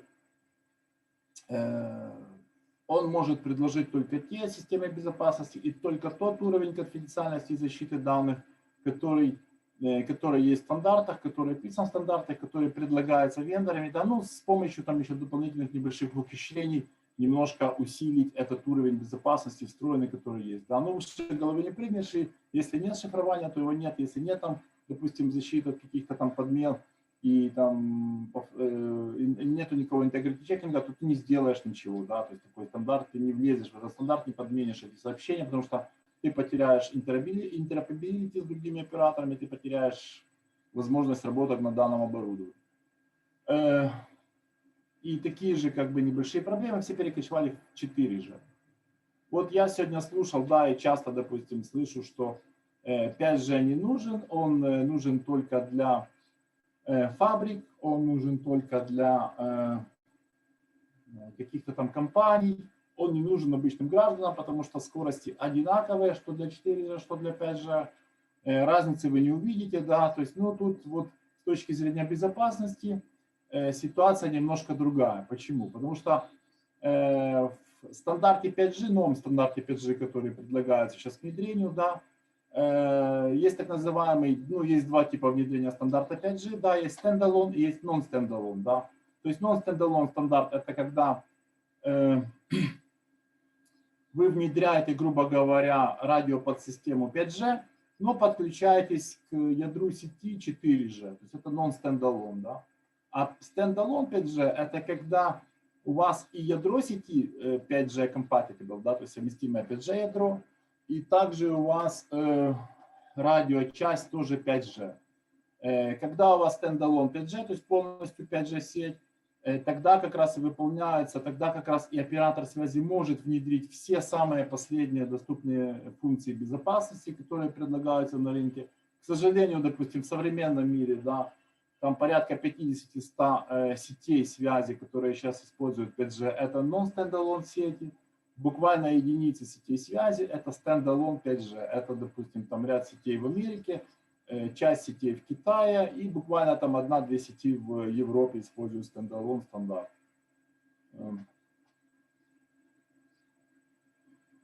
Далее, почему 5G как бы тоже с точки зрения безопасности помогает улучшить ландшафт безопасности? Потому что 5G задумался как более гибкий стандарт, да, и если, допустим, вы захотите, если в старых стандартах вы не можете переходить, допустим, там или требовать себе какой-то повышенный уровень безопасности, конфиденциальности, то в 5G это становится возможным, потому что стандарт 5G построен, грубо говоря, на уровнях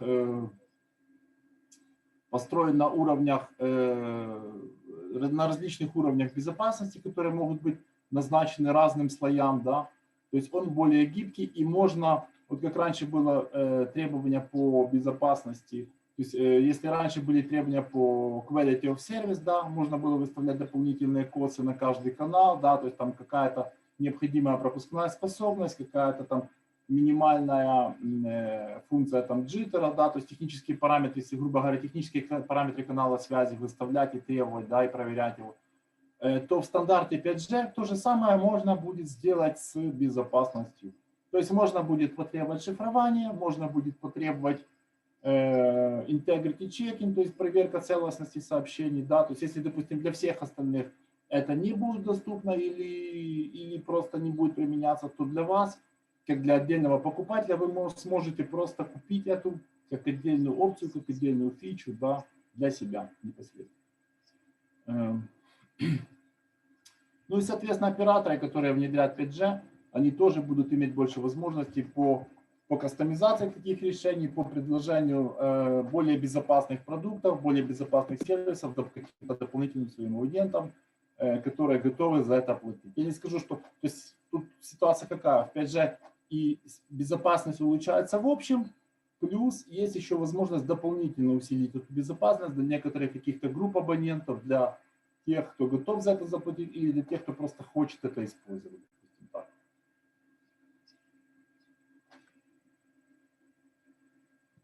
Дальше, значит, какие еще особенности в инфраструктуре, существующей инфраструктуре, текущей для 5G?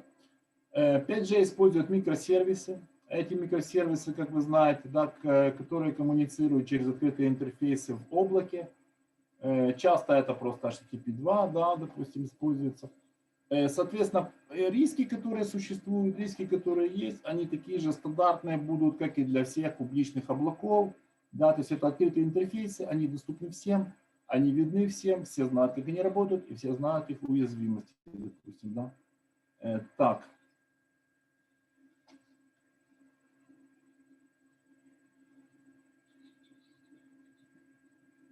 Ну вот еще есть такой хороший такой пример, да, что победа над MC Catchers. Ну да, в принципе, наконец-то в стандартах в GSM-ассоциации, в Международных союзах электросвязи вспомнили, ну не вспомнили, как бы, да, взяли во внимание, скажем так, да, что есть еще, есть как симметричная криптография, так и есть несимметричная криптография.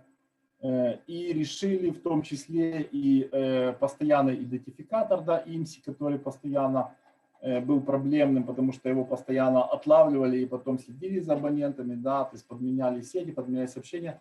С помощью несимметричной криптографии решили этот вопрос, да, то есть теперь, значит,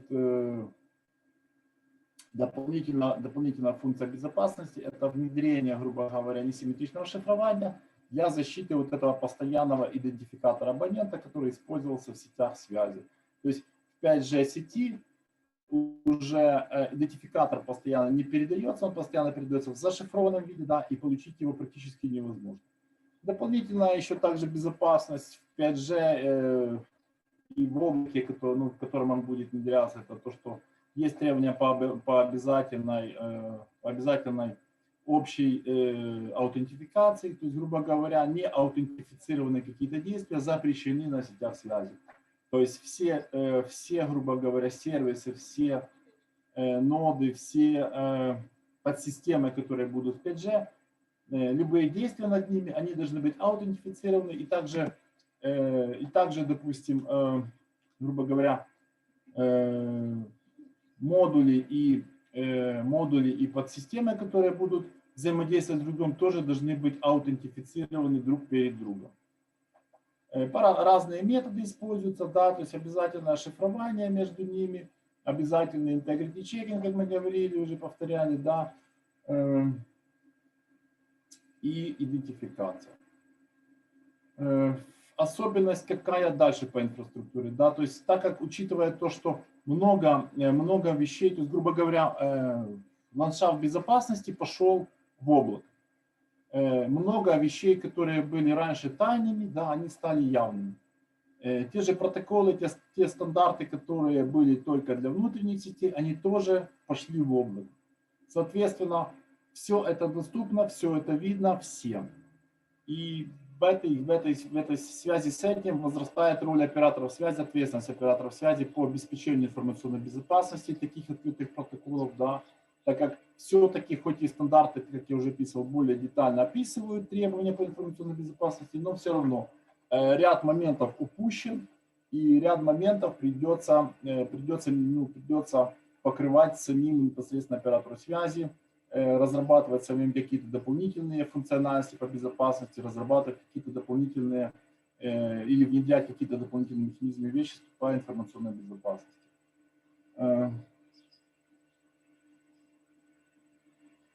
Эти дополнительные механизмы существуют, то есть есть, допустим, даже в тех же стандартах, правда, к сожалению, часто на уровне концепций, да, то есть есть элементы, которые должны обеспечивать безопасность интерфейсов, должны обеспечивать безопасность между подсистемами сети мобильной связи. Иногда они описаны, допустим, а иногда нет. Иногда приходится достаточно. То есть это просто уровни концепции, что вот здесь должен стоять квадратик, да, этот квадратик должен выполнять какие-то функции. Но где эти функции взять, как они выполняются, где они описаны, как их реализовывать, стандарт на это, к сожалению, часто не отвечает. В принципе, я свой доклад закончил. Вот такой небольшой обзор. Плюсы и минусы по технологиям, их различия я рассказал. Готов ответить на вопросы. Вот мои контактные данные, если нужно, да. И, в принципе, я еще хотел поделиться хорошей литературой по данным направлениям, как раз по обзору безопасности, по обзору последних релизов. Это 16-17 релиз, достаточно, допустим, детально описываются. Профильные ассоциации описывают эти все вещи. Вендорские документы тоже описывают. Вот один из хороших документов, да, это вот у меня, допустим, пункт 3, тоже 5G Standalone Networks, да, то есть это будущее, которое только в котором возможно как бы применение более какого-то приемлемого уровня безопасности, который действительно может дать 5G. То есть никакой другой стандарт, ни 4G, ни 3G не даст такого уровня безопасности, который может дать 5G Standalone. Достаточно хорошая статья, вот я рекомендую, кто интересуется 5G именно, да, кто сомневается, что 5G надо внедрять, что он не будет спрос на него, что это не критично, это не нужно, да. Я вот рекомендую пункт 3, достаточно хорошо знакомиться, там статья буквально на 10 минут, почитайте, очень достаточно интересно. В принципе, у меня все. Благодарю, Денис. Коллеги, если есть ремарки, вопросы, замечания. У мене є, якщо дозволите, трохи уточнення. Прошу. Пане Денис, я хотів би зазначити, що станом на сьогодні в Україні немає закону про об'єкти критичної інфраструктури. Те, що ви, можливо, мали на увазі закон про основні засади забезпечення кібербезпеки, а нещодавно з'явилась постанова Кабміну щодо відповідного переліку. Це не закон про об'єкти критичної інфраструктури. Станом на сьогодні йде тільки розробка відповідного законопроекту. І їх розробляється два. Один законопроект про об'єкти критичної інфраструктури, а інший законопроект взагалі про кібербезпеку. І, до речі, я запрошую фахівців ІСАКі до відповідної роботи, бо фахова думка все ж таки такої установи це дуже корисно буде. І друге питання – це щодо сертифікації. Дивіться, таке трохи розмите трактування.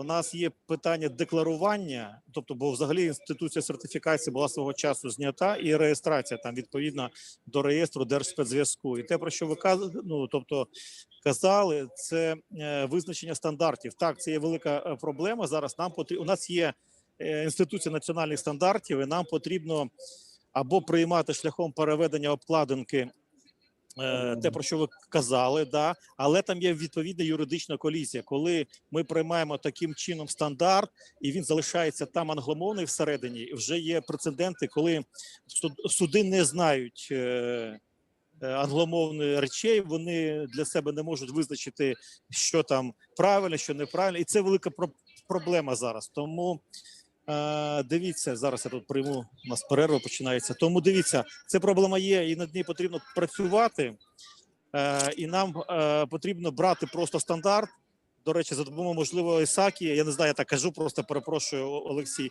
перекладати його на технічний язик, а далі Держспецзв'язку його вже буде там, умовно кажучи, апостіліть. Іншого виходу, на жаль, зараз немає, бо Україна... Це ще складніше, тому що... Я завершу, бо Україна не може піти шляхом придумати свій стандарт 5G, ми не можемо це зробити. Я розумію, що це дуже складний шлях, да?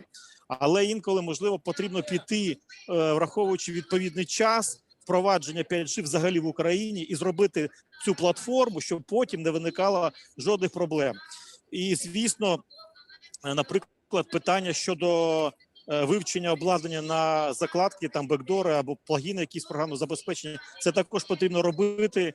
А над цим механізм є, але дійсно він не зовсім сучасний. І як той досвід, який був нещодавно, коли Держспецзв'язку підписав один з меморандумів, який тут навіз багато розголосу, каже про те, що над цим також потрібно ще працювати. Взагалі була ваша доповідь дуже цікава. Пане Денис, дякую вам, але дуже розтягнули в часі.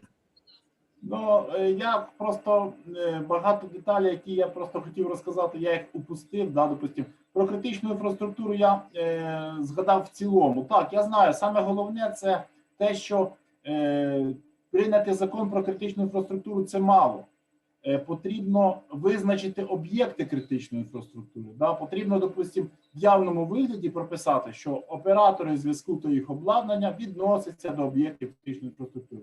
Поки такого не буде в явному вигляді прописано, відповідно, оператори зв'язку не будуть виконувати ніяких вимог. Так?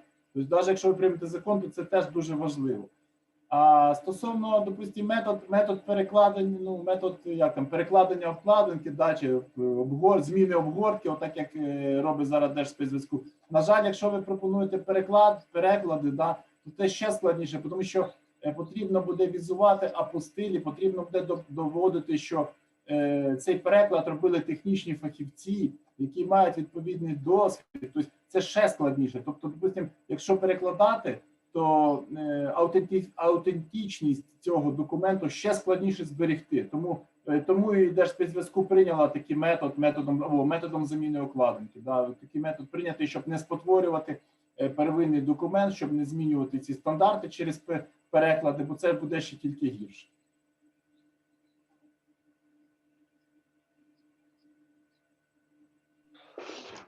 Супер, дякую, колеги, за вашу думку. Дуже насичено, мені подобається. Мені всіх.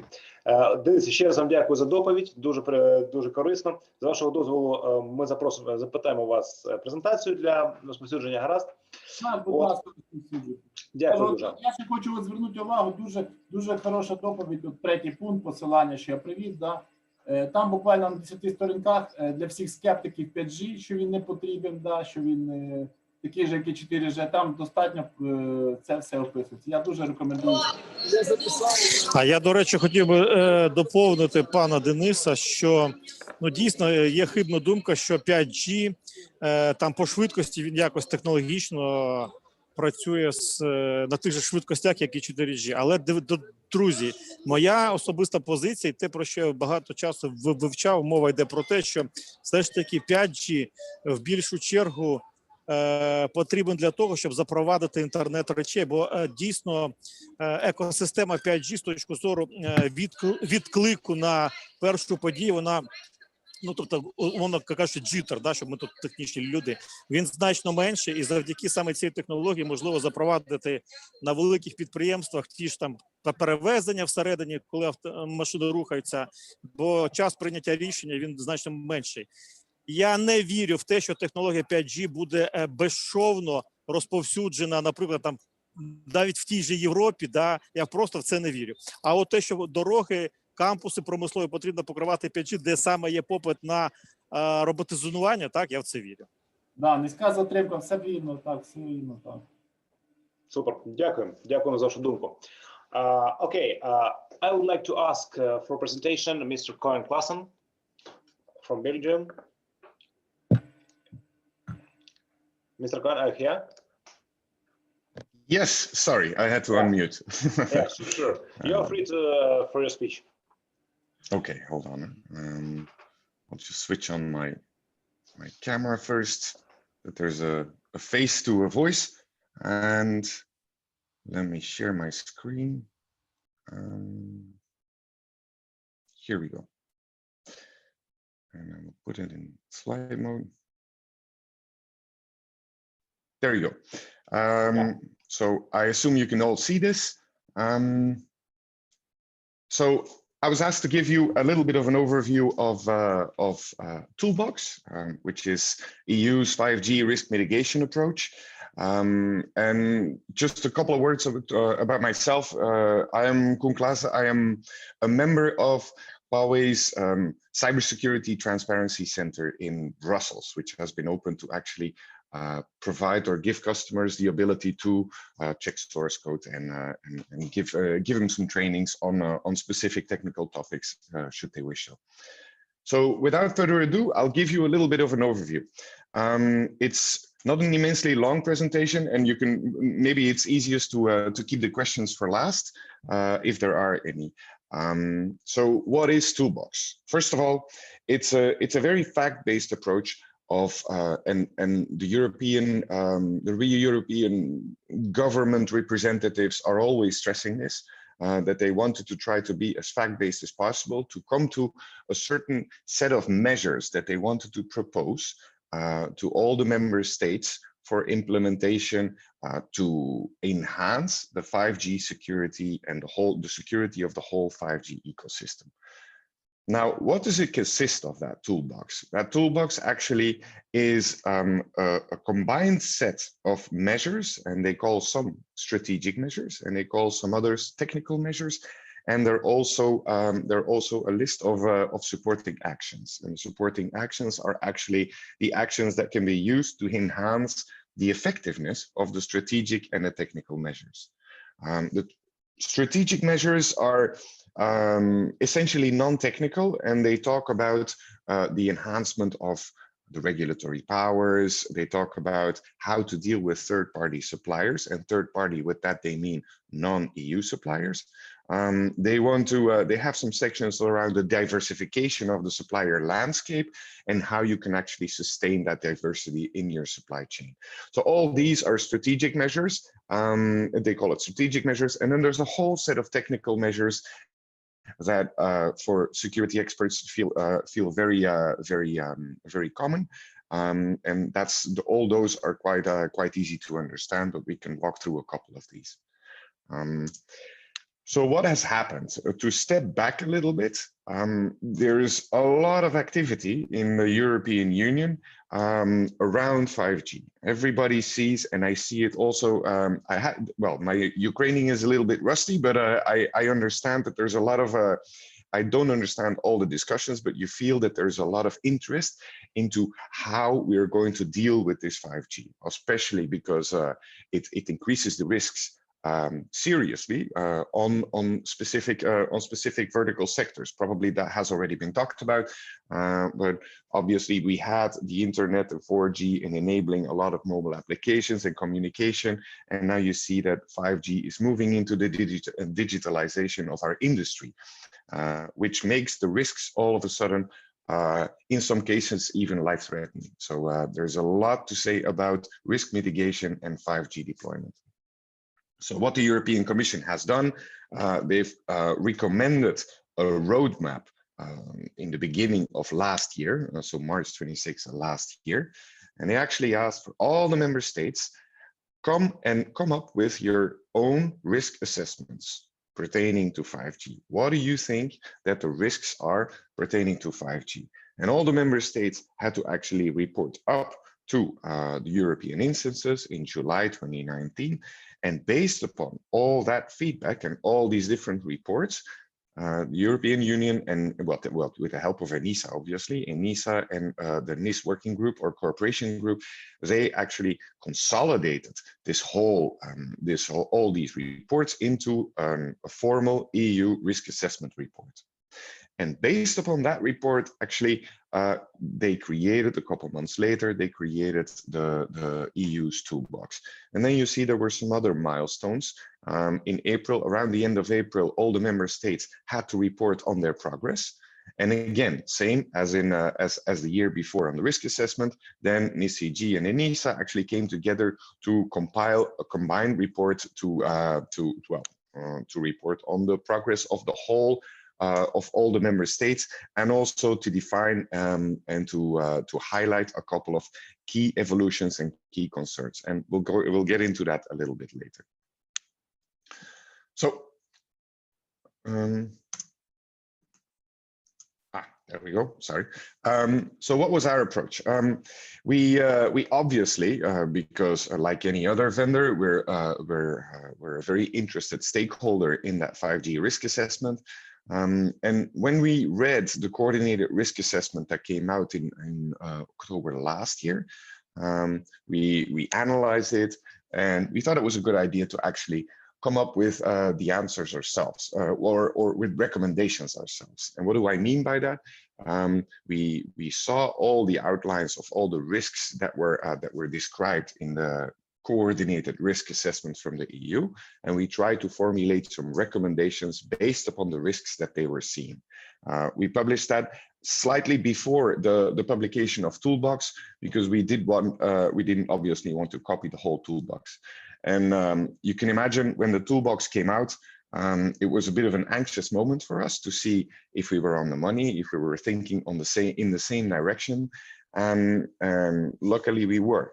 So here is a whole list of all the technical measures, for example, and then it maps very well to a lot of the chapters that we have in our position paper.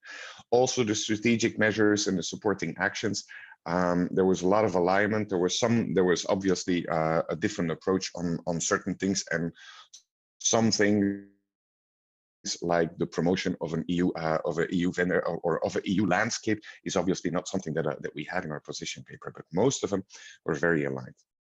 So what you see here on the left-hand side is a mapping, and this comes straight out of the Toolbox, is a mapping of the risks that they have defined and outlined in the risk assessment report. So you see it there from R9 to for R1 to R9 on top of it, and how they map against all the measures, the strategic measures and the technical measures, and which measures can actually control which risks. So they outlined it a little bit. There's a couple of interesting things to note. And first of all, and that is that has been called out time and time again, the 5G Toolbox is actually, and this is also straight copy out of the Toolbox, is a set of measures that can be used to mitigate the main cybersecurity risks. It is supposed to provide guidance to all the member states to implement the appropriate rules, regulations, to adopt specific law, legislation proposals, and to actually get to a proper cybersecurity risk mitigations pertaining to 5G. It is not, and that's very important, it is not a regulation. So it's not that everybody has to implement these measures in a very literal fashion. You have to take the context of your member states into account. That was one of the key things.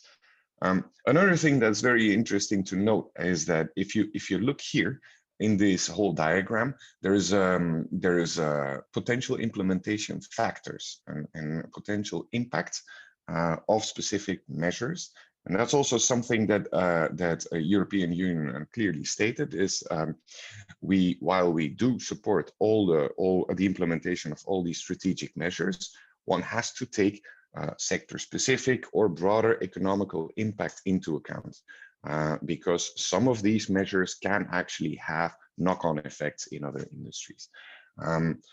Not to say that you don't have to use them, but you have to use them, and you have to implement them with care and taking the context of your locality into account. Yeah. So a couple of things. When we saw, I think it was in July, if I remember well, in July of this year, ENISA came out with a progress report of where the member states stood in the implementation of all these toolbox measures. And there's a couple of things that actually became quite clear. First of all, there's quite a few measures where most of the member states had a very, very good progress on. For example, the increase of the regulatory powers. That was shown to be good progress. The definition of high-risk vendors was shown to be medium progress, and then when they went into the diversification progress, they had some concerns, and they saw that there were different ways, and they wanted to actually understand there were different problems with that whole diversification requirement, and they want to dive deeper into that. In terms of the technical measures, they saw good progress on quite a lot of technical measures. They saw a little bit less progress on the very 5G specific technical measures, which, well, actually kind of can make sense, because not all of the member states have started to implement 5G. So the implementation of these technical measures has a bit of a delay there. So I'll go into these risks and challenges one by one. So first of all, and that was very clear in the progress report, you saw that the toolbox, as I mentioned, is general guidance, which also means that that there are diverging approaches. There are diverging approaches across the EU. There's no one specific approach. You see that very clearly with how they do, how they address or approach diversification, and also how they approach the whole question about high-risk vendors and third-party suppliers. The second thing I want to mention is it's a bit of a risk to have an unclear motivation on HRV definitions. We've seen that a lot of the member states are actually struggling with how they're going to define high-risk vendors and what they're going to do about them. There's different ways that they approach this. But we also see that and while we completely agree with the whole definition of high-risk vendors, and you have to be careful with high-risk vendors, we also think that when you define somebody as a high-risk vendor, there has to be a very clear reasoning as to why that is a high-risk vendor. If you don't, then that has a serious potential to actually go against some international trade regulations and has some potential legal impact. We've seen that now also at first in Sweden, for example, where the Swedish government had defined Huawei and the Chinese vendors as high-risk vendors, but the Huawei appealed because we didn't feel that there was a substantiated evidence or a clear reasoning as to why we were a high-risk vendor, and the Court of Appeals has admitted our appeal. So as a result of that, the Swedish regulator has stopped has paused the auctions for the 5G spectrums. So there can be some real effects, knock-on effects, if there are unclear motivations of high-risk vendor definitions. Also, and that's something that we saw in Belgium also erupting, if you're not very clear as to why you call somebody a high-risk vendor, it can potentially create an insecure investment climate for other industry sectors. And that happened, and that's quite clear. If it's not clear for example, a specific country to do business into another country, and you're being banned out of that country, or one company is being banned out of that country, it needs to be for good reason. Otherwise, it's a big risk for any other company of that specific country to invest and to keep investing in that in the target country. Another impact that we're seeing is a reduced vendor landscape. 5G vendor landscape is there's not a lot of vendors that can offer an end-to-end 5G portfolio. I think up till now there's about 4. There's 2 European ones, Nokia and Ericsson, and there's 2 Chinese ones, ZTE and Huawei. Now, if you straight up ban specific vendors, you're obviously reducing that vendor landscape. And you create some sort of a risk of a decreased competition and innovation, right? And it could potentially lead to increased costs. So, not to say you don't have to do that, but these are measures that are very blunt measures and should be applied with care. Then we get into the whole diversification implementation, and that's a very interesting one. You saw in the progress report that ENISA recommended the European Organization of Regulators, called BEREC, to do a survey because they didn't understand why diversification was so difficult to implement. And they wanted BEREC to do a survey amongst all the key stakeholders, vendors included, to understand their opinion and to get their feedback. We, as probably all the other vendors have also done, we've given that feedback into BEREC, And some of the points that we wanted to make is, first of all, creating vendor diversity for diversity's sake without taking care or without taking into account the realities of a specific country, think about the scale of the country, is maybe not the best way of doing this. Like, I will give you an example.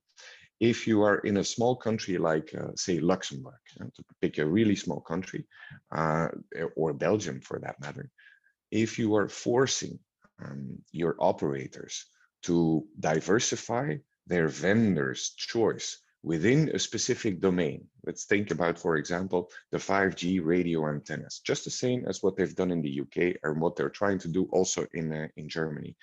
Because of the sheer scale of Belgium, it is economically not viable for these operators to start supporting dual vendors in a fairly limited RAN deployment. It's just increasing costs for them and increasing the amount of it's even potentially increasing attack surface, because now you're using two different vendors. You have to take care of two different sets of vulnerabilities. So what we suggested is that you have to take scale into account when you're enforcing diversity. There's more factors that you need to take into account. Vendor diversity is an absolutely fair measure in terms of creating resilience into your infrastructure, but take scale into account. Like, for example, and what we've suggested is, and it's just a recommendation, but what we suggested is for the large countries, you can actually do create diversity within a specific domain. Think about RAN, and I think it's a proposal in Germany as well. You see and that also reflects reality. In Germany, most of the big operators have dual RAN vendors, so it reflects reality.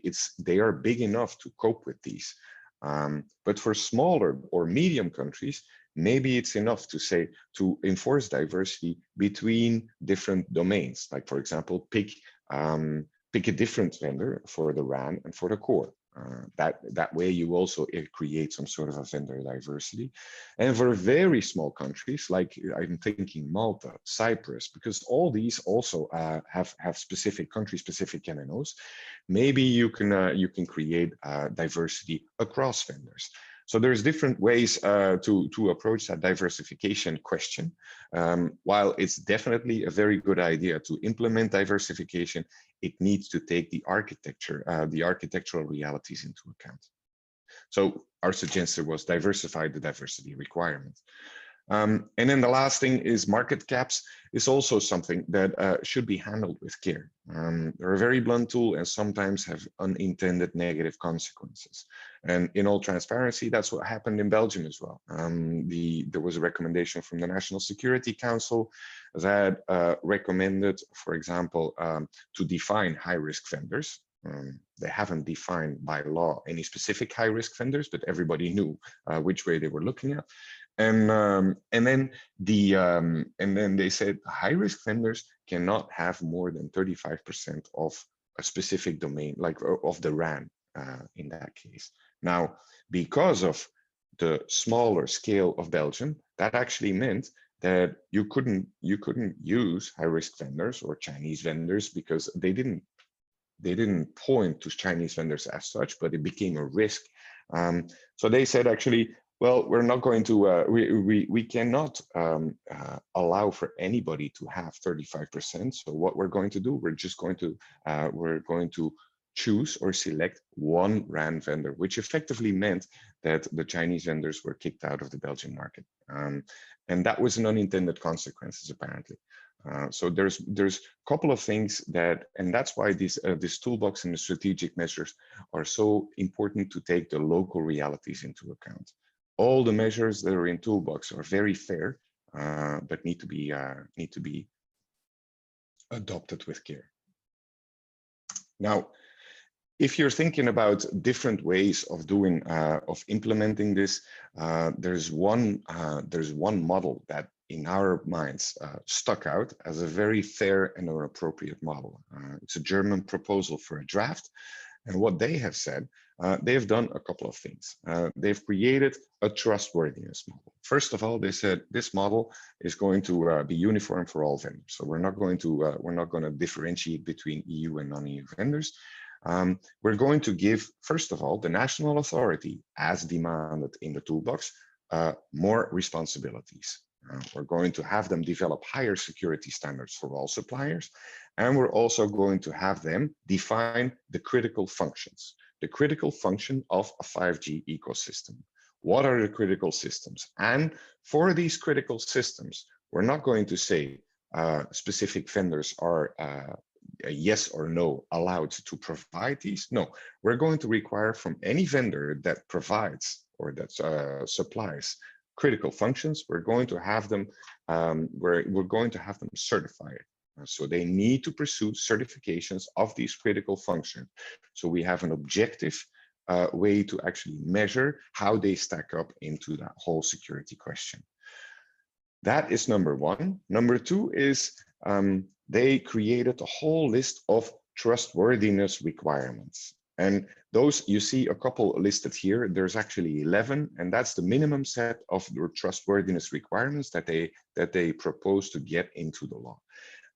And they pertain non-interference of third parties, the usual stuff. Data needs to remain in country or in the EU. Transparency of supply chain needs to be proven. And well, there's a commitment of no backdoors, and responsible vulnerability disclosure is mentioned as well. And that's the interesting part. This needs to be a form of a trustworthy declaration that the supplier signs up for. It needs to be integrated into the contract between the supplier and the operator. And there also need to be financial penalties in case of a violation.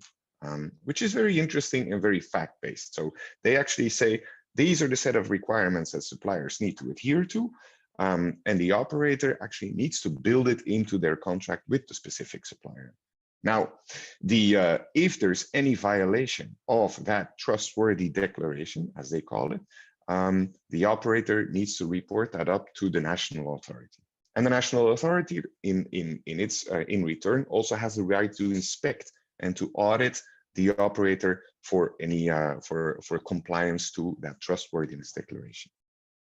If there is a specific violation that has been reported, the national authority is going to assess that violation, the seriousness of that violation, and can actually restrict market access, partial or complete market access for a specific supplier if it's proven that they have violated these requirements in a serious case. Now, what's also interesting is that in case of such a restriction, the suggestion from the German legislator is that that restriction needs to be approved by 4 different ministries: the Ministry of Interior Affairs, the Ministry of Exterior Affairs, the Chancellor's Office, and the Ministry of Economic Affairs. So that also indicates that they really understand that a restriction of a specific suppliers can have a knock-on effect into other verticals and into other industries. So that's a very interesting approach, what they've done. It's kind of a trust by verification approach. They don't a priori or ex ante say this is a vendor that we cannot deal with, or this is a vendor that no, we cannot deal with. They don't have ex ante approvals like what we see in France and in Italy, and that goes again to the diverging approach of a lot of the member states, because the toolbox is just guidance. So there's different implementations of these measures, but it also introduces accountability of the supplier, which in our mind is very fair. If the supplier trips up or violates any of these requirements, there's financial penalties up to exclusion of market access. But there, and up till now, but that's, and I'm going to take this out, but up till now, there wasn't any defined market caps for vendors, but I know that's under discussion still in Germany, so take this with a grain of salt. But I think the most essential part here is that the key agreements are here between the suppliers and the operators, and the national authority has a bit of a refereeing role in there. Yep. So all in all, what we suggest, and we've suggested it from the start, is that I think David also alluded to it, and I've heard it mentioned a couple of other times. We suggest a zero trust approach. All 5G suppliers are dependent on a global supply chain. That's a fact. So it doesn't really make sense to, in our minds, to exclude anybody based upon where they're headquartered. And that's from a supplier management perspective, but also a zero trust approach. And that's more adopted and that's more common knowledge throughout the whole security industry. You see that everything is getting more and more interconnected. Many more critical services are being exposed on a telco infrastructure. So we need to adopt a zero trust approach from a technical architecture perspective as well. And what does this mean? From a supplier management perspective, we need to have strict controls around supplier access for obvious reasons. We do recommend third-party security verification through certification. And I think my colleague Sergey will get into that a little bit much more in detail in the next presentation. And David also has alluded to it, and the other speakers as well. Certification is something of great importance, and a lot of the European but also global instances are actually looking at viable models. NESAS is obviously one of the most prominent models that we're looking at to do that. And we're also offering source code validation. There's a lot of misunderstandings around source code validation, but one of the things that we deem to be very important in source code validation is that the people and that our stakeholders and our audiences and our customers can actually assure themselves of the quality of our source code. It is not intended, well, it's a side effect that you can look for backdoors, but that's an obvious given. That's not the only intention to review and to validate your source code. It's about the quality of the source code. If you have a bad quality in your source code, that could lead to unintentional or intentional backdoors. So we've offered up the verification of our source code since 2011 in the UK, and will continue to do so throughout the future. Transparency on supplier security development processes is absolutely paramount, and NESAS is the vehicle, a certification vehicle that can definitely help in that sense. And supply chain traceability, I already mentioned that. And then from a technical architecture perspective, as we mentioned, there's a defense in depth architecture, and David already demonstrated that very clearly. There's quite a few technical defense in depth measures that you can take to come to a zero trust approach.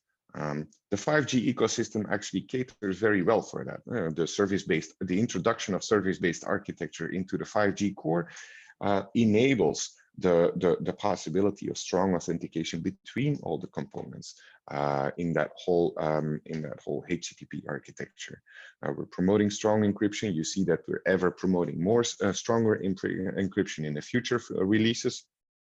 But also system hardening, network segmentation is immensely important. It's not only about firewalls, but I mean that's a given now. It's a very big given in IT infrastructures, and it is something that starts to trickling more and more into telco infrastructures as well.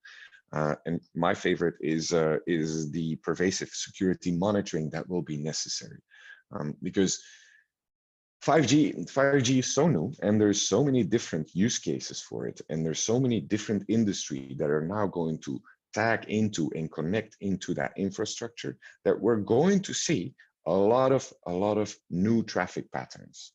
And the baselining of legal traffic patterns and the identification of illegal traffic patterns will become very important in the first stages. And therefore, we need to have pervasive security monitoring to be able to actually take out and identify all the anomalies throughout a working 5G ecosystem. So all in all, I think you feel it already throughout all the presentations that we've given throughout the day. It's a shared responsibility. There's a lot of players in here. We as an equipment vendor have a very, and all the other equipment vendors as well, have a very solemn responsibility to deliver products that are secure by default, that are secure inherently, that have security built in, that our procedures and our processes are securely followed. All these things are our responsibilities, and we commit to these responsibilities, just like all the other vendors. The operators, obviously, are responsible for implementing and operating all the infrastructure that we're providing.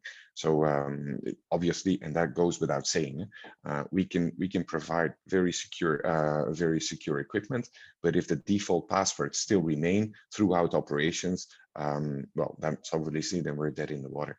And also the service providers on top of that. So all the different verticals that are going to connect onto the operator's infrastructure also have a solemn responsibility to provide their services in a secure fashion. And then it gets surrounded by the standards organizations where all the vendors and big operators are part of, to actually advance these standards to continually involve the security of the 5G ecosystem. And the government and the legislators obviously have the responsibility to create a legislative framework to adopt a correct 5G secure ecosystem. So and we're happy to play a part in this whole ecosystem, but you feel that there's a lot of different stakeholders in this ecosystem. And if one falls, it's a shared responsibility in the sense that if one falls, it has an impact on all the others. So we're all in this together. So to conclude, a couple of key points that I want you to take away is you've seen that the EU has taken a very fact-based approach to address the cybersecurity risks. And we as a company, obviously, we welcome it. We welcome that there's a framework, and we commit, obviously, to comply with all these measures. We're keenly following, and I think that goes for every vendor and also a lot of the operators. We're keenly following the EU certification efforts. I think next year probably the 5G will be prioritized in the working groups for ENISA to actually come up with a 5G security assurance scheme, and they're already looking at potential candidates that they can build from. NESA's is one of them, for example. Excuse me. Where all 5G manufacturers depend on a global supply chain. So we believe that risk needs to be mitigated by adopting a zero trust model and trust by verification models, such as, for example, the German proposal, which has proposed trustworthy supplier standards that are requiring advanced declarations and process-based inspections, which make absolute sense to actually increase the trust into the whole deployment of a 5G infrastructure. And with that, I want to conclude. If there are any questions, I'm happy to take them. Thanks a lot. Okay, if you have any questions, you are free to ask. All right, thanks for Mr. Cohen. I would like to invite Mr. Sergey Rikon. Yeah, thanks. So, thanks a lot for your impressive presentation. Sergey, are you ready?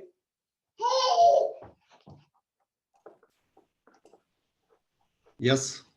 Hello, colleagues. Just a moment, I'll share my presentation.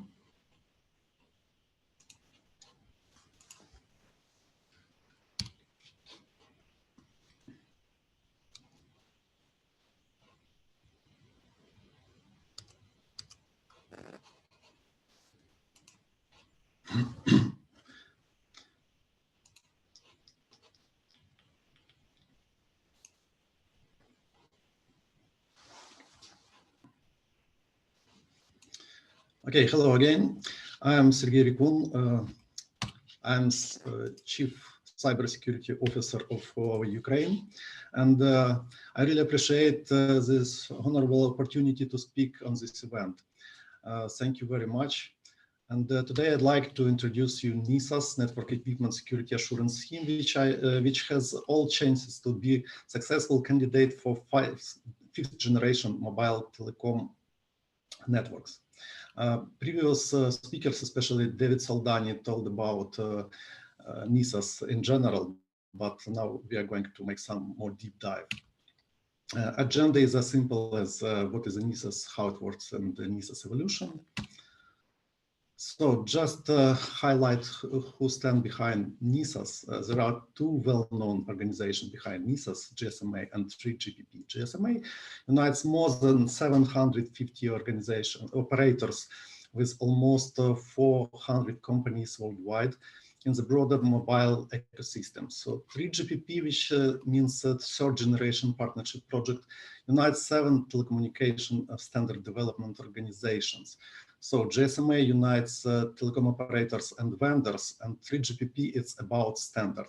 2 of these organizations stand behind NISAS, and they jointly developed it and promoting.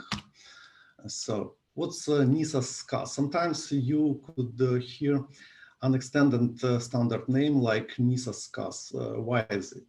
It's because NISAS itself is jointly defined by GSMA and 3GPP. Let's say pure NISAS, provides security assurance framework for secure product development and the product life cycle process, while SCAS is a set of test cases defined by 3GPP for the network equipment evaluation. So top level of NISAS is about development process, and low level is about equipment testing. So NISAS is mostly about development, and SCAS about testing of equipment and product. On the left side of your screen, you can see the short history of NISAS, and on the right, its benefits. It has been created first of all to address fragmentation of regulations and security demands in the mobile telecom industry. It also technology-based, it's been evolving continuously, but finally, it's a really European certification. Currently, the European audit companies have GSMA and NISAS accreditation, and more than 10 companies are on the way. NISAS is widely supported in industry, and you can see some domains which support NISAS. It's regulators, carriers, audit and labs, and the vendors. Among regulators, I'd like to say about ENISA, about German agency BSI, and also NSI, French cybersecurity agency. They strongly support NISAS as assurance scheme, and more than 10 operators support it. As I mentioned before, 2 European audit labs are accredited by GSMA already, and 3 vendors actively promote NISAS as a standard. Current release of NISAS is 1.1, and very short we will see NISAS 2.0. On this slide, you can see some details how NISAS and SCAS are supported by industry, and who in which specific area support it. On the top, we see GSMA and 3GPP, and which vendor in which area put most effort. So, in fact, how it works. This scheme looks complicated, but it's not as complicated as you may imagine. Let's discuss it one by one. On the top of the pyramid, over there, we can see GSMA PRD FS13. Actually, the document which describes NISAS itself. 3 documents below describes how to test laboratory, how to perform test laboratory accreditation, which methodology to use for vendor assessment, and which requirements are applied for vendor process assessment. All of these 4 documents,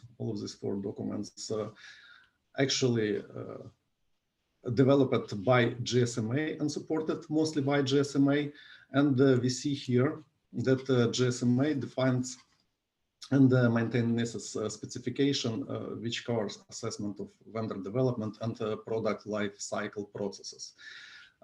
On the bottom of this pyramid, we see what is 3GPP responsible for. 3GPP, as I said before, is a technological part, deeply involved in details. So regarding 3GPP, it developed and provided test cases, concrete particular test cases, which should be used during a test of the equipment.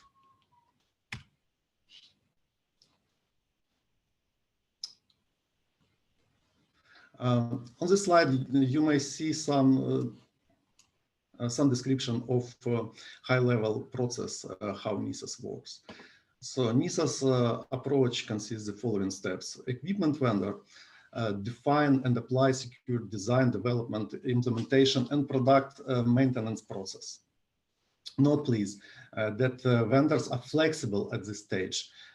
They define and apply requirements which they believe are sufficient.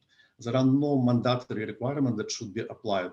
Vendor decide to be assessed, and then he select which requirement he believe are sufficient to be compliant with NISAS requirement. Then equipment vendors assess and claim conformance of the process with NISAS defined security requirement. And the equipment vendor demonstrate processes to independent auditors, and etc., etc.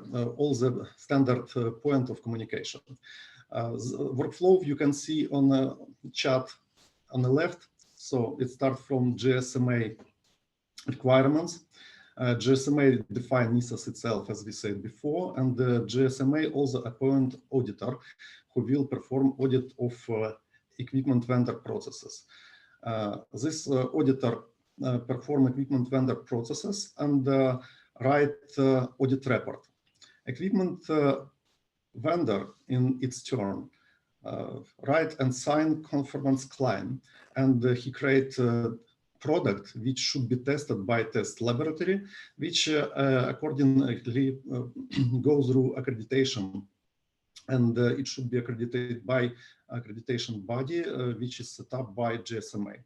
So test laboratory perform specific tests designed by 3GPP SA3, which are described in SCAS, and applied to this particular test performed by test laboratories. And finally, if everything is okay, test laboratory provide evaluation report, and both of these reports could be delivered to mobile network operator along with some specific product.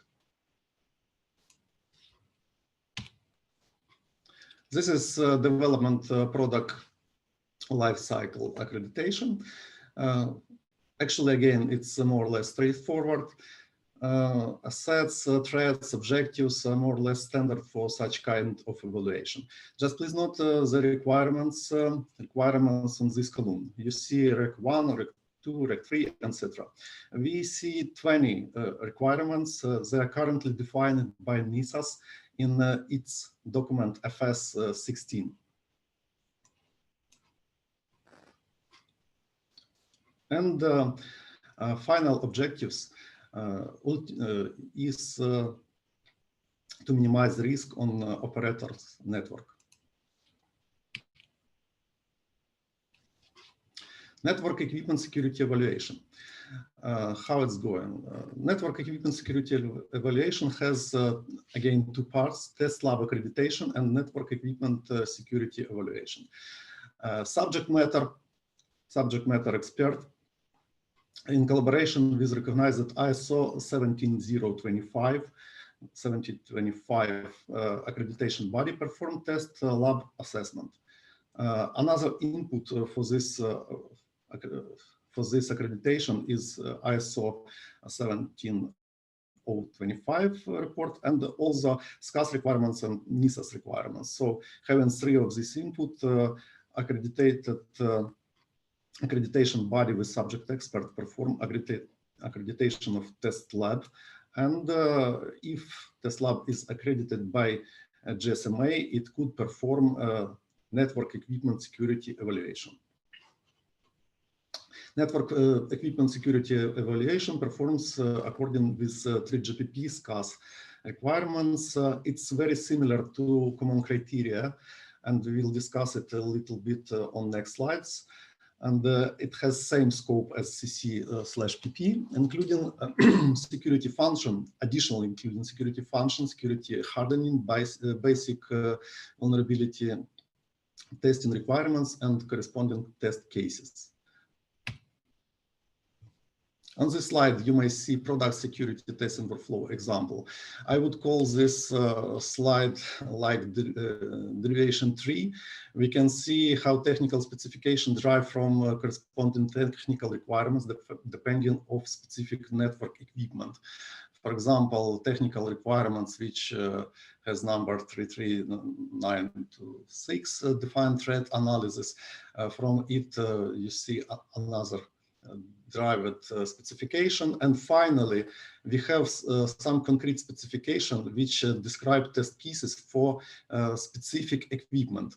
We have test cases for MME equipment, which defined in TS33116. We have SCAS requirement for PGW, which is described in TS33250, etc. So, and finally, NISA's evolution. There are some good news regarding NISA's assessment progress. By the end of this summer, 4 leading mobile network equipment vendors have successfully completed an assessment of their product development and the life cycle management process. All of this were done on GSMA NISA's methodology. And the next step is to perform SCAS assessment, as we said before. So there is a list of these companies, and you can find it following the link below. Again, presentation you will be able to download by a link provided by our host company, Isaka.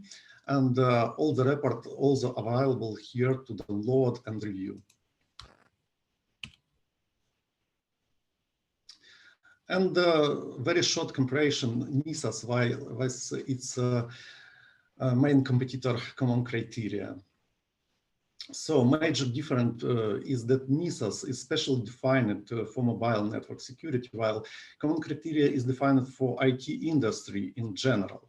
So common criteria, I don't want to say that NISA's is better than common criteria.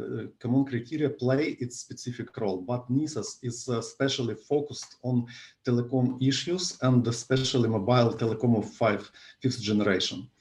And comparing NISA's with common criteria, we see that NISA's is specially defined for telecom assurance, and due to specific workflow, it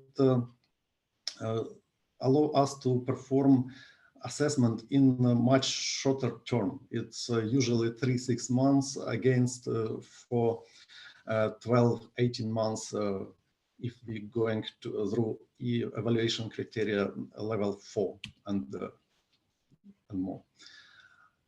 This table shows us some weaknesses both of standards comparing to each other. Please note that the current version NISA's doesn't support cryptographic algorithm testing and source code scan and penetration testing on the right page. On the left page, we see that in some aspect, NISA's definitely better than common criteria, but here you see its weaknesses. Its current version 1.1 doesn't support cryptography, doesn't support penetration test and source code scan. It will be fixed in next version, NISA's 2.0.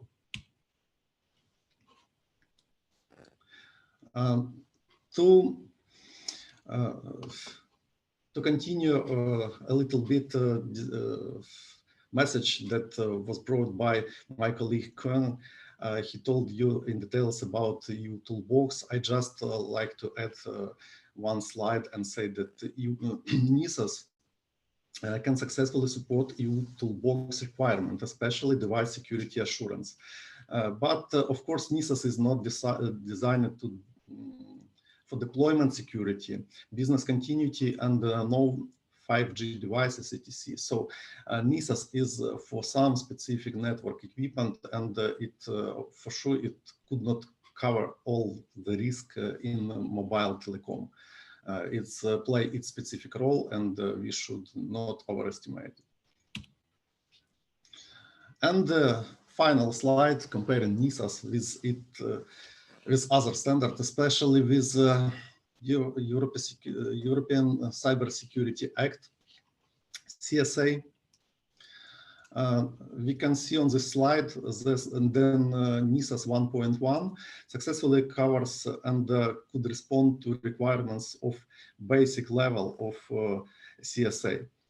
And due to this behavior, the German agency BSI decided to use NISAS as a national standard of certification, and they are going in this direction. And also they want to extend it, and they developing each their own standard based on NISAS structure and NISAS requirements. Apart from that, NISAS 2 is underway, and by the end of this year, in December of 2012, it's planned to add to NISAS penetration test, cryptographic analysis, and software engineering. And once it's done, NISAS could cover all the 3 levels of Euro Cybersecurity Act, 3 security assurance levels. And I believe it really good news. So we wait. It's not too much for us left to wait for final release. It's promised to be published in next month. So that's all from my side. And should you have any question, please ask me in any language. Russian, Ukrainian, English. It's better for you.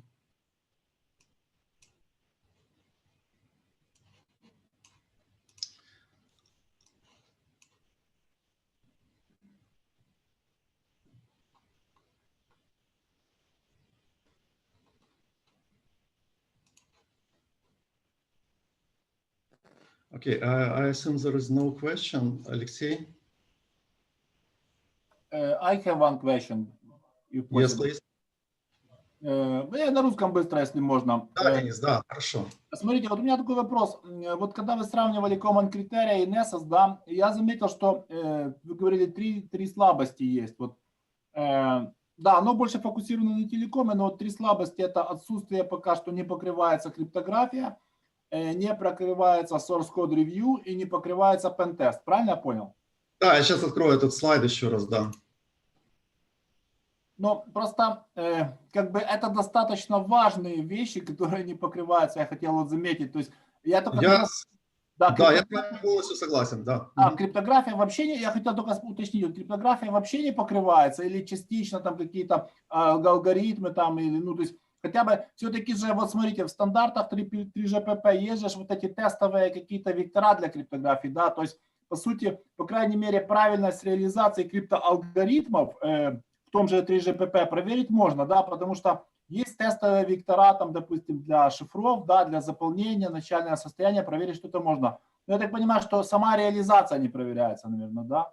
Да, не проверяется. Значит, как мы с вами смотрели раньше, в NISAS есть security requirements, вот эти 20 requirements, которые говорят, что нужно проверить. Да, совершенно верно, 3GPP проверяет конкретные уже requirements, их реализацию уже на техническом уровне в соответствии со стандартами. И это все есть.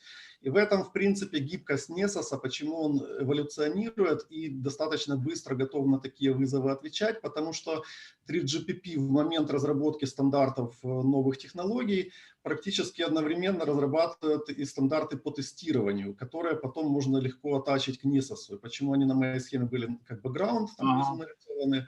Вот. Но NISAS сам по себе обеспечивает верхнеуровневый фреймворк, и он говорит, что именно в настоящий момент попадает в скоп проверки, что важно проверять и каким конкретно образом. Да, под него подкладываются тест-кейсы уже с 3GPP.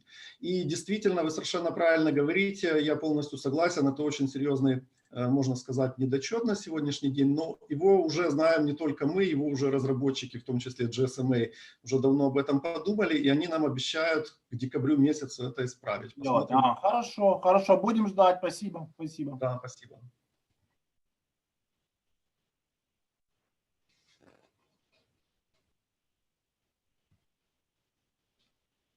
Все, спасибо, коллеги, я передаю слово тогда Алексею.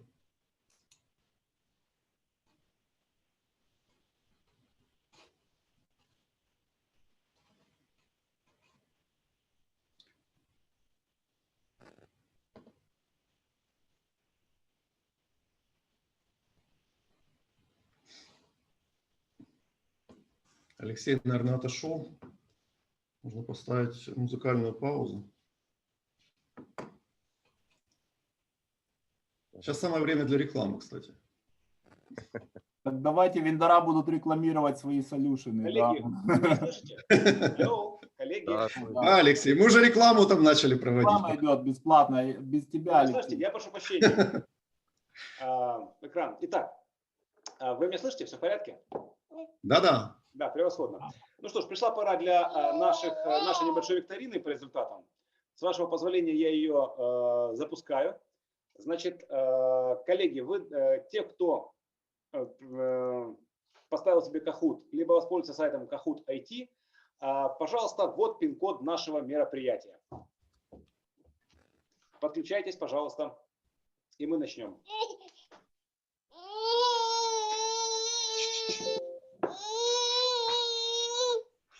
Желательно использовать ваши реальные имена, чтобы мы видели, могли вас идентифицировать.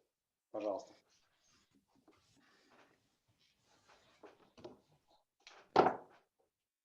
Мы видим подключение. Превосходно.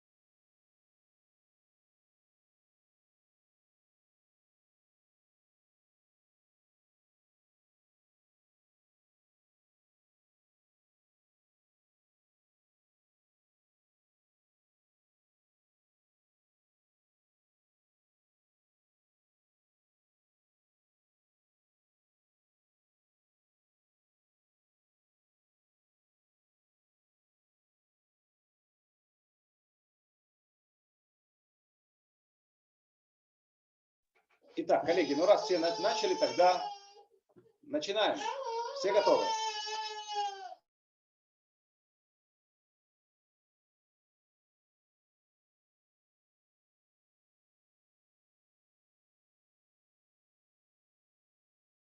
Ну, давайте еще минутку.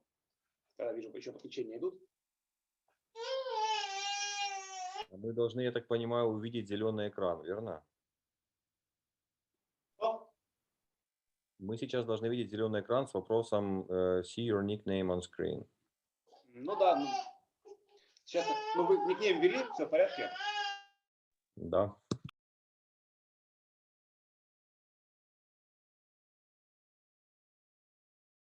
Ну что ж, тогда давайте начинать. На счет 3. Раз, два, три.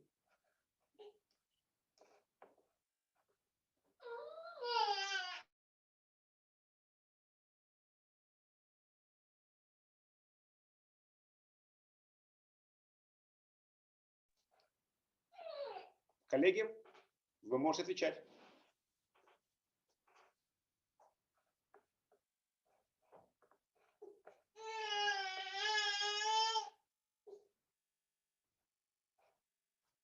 Итак, 3 правильных.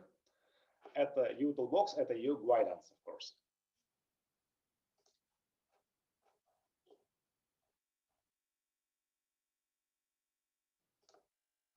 Следующий вопрос.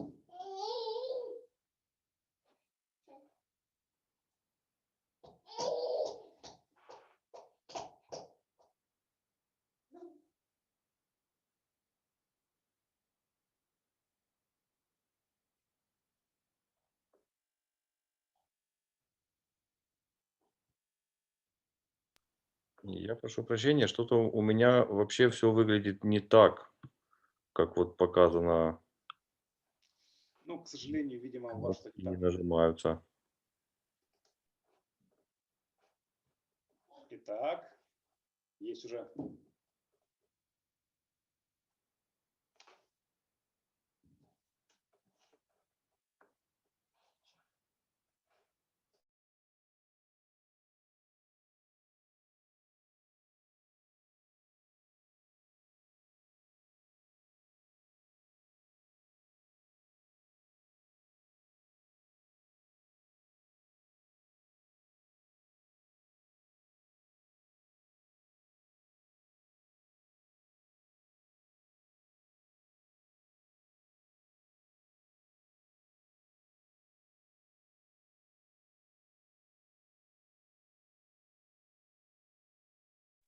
Идем дальше.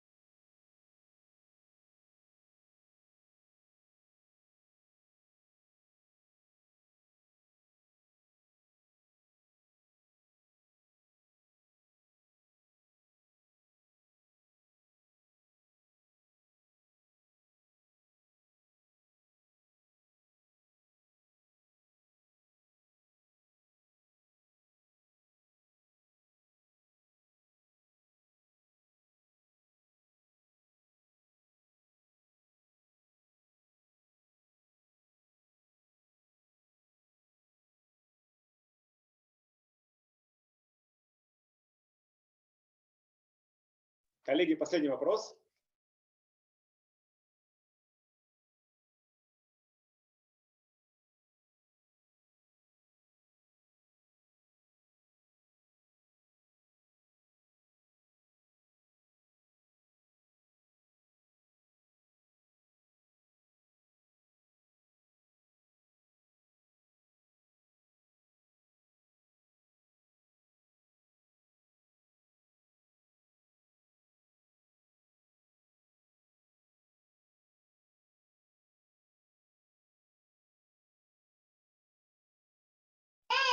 Итак, Ляшко Рита третье место.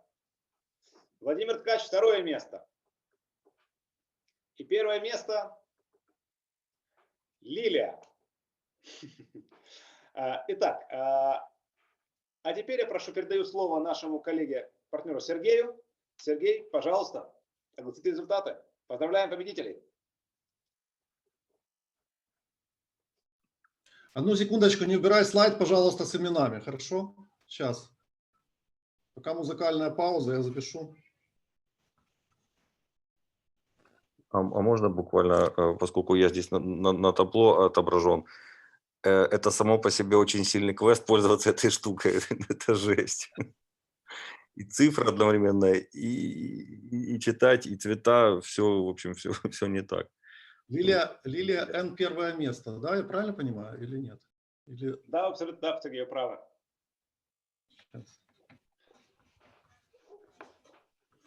Лилия Н первое место, Ляшко Рита третье и Владимир Ткач второе.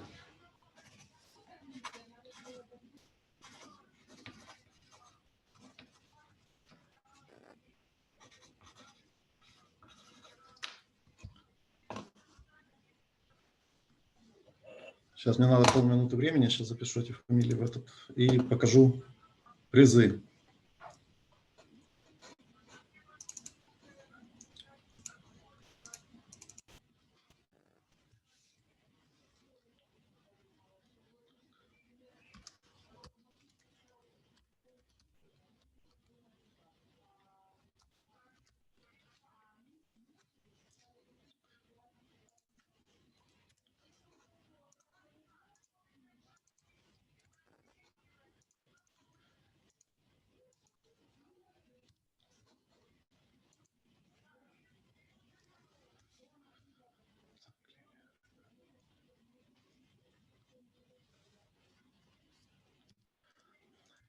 Хорошо, коллеги, мы по-русски, да, говорим сейчас?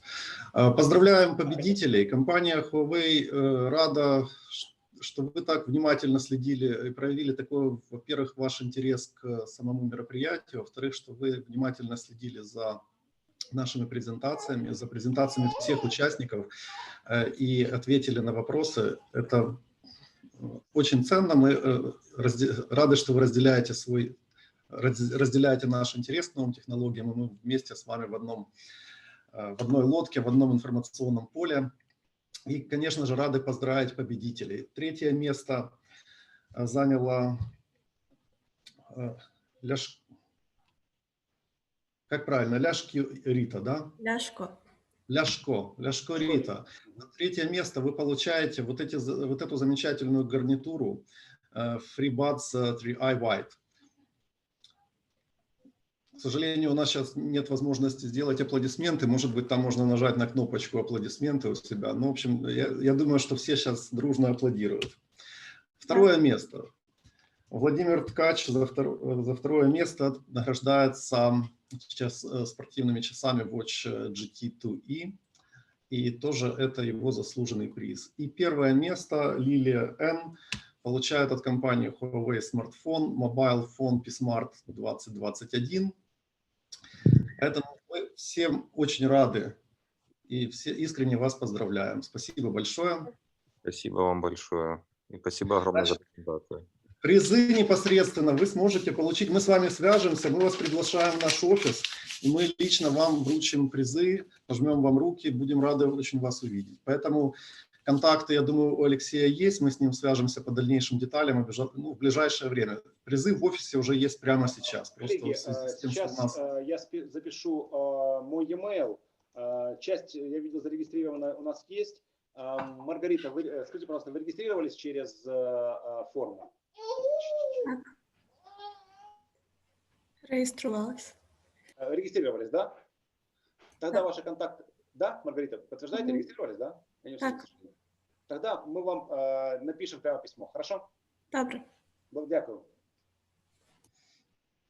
Если наши победители хотят показать свои лица, было бы приятно, наверное, всем их увидеть.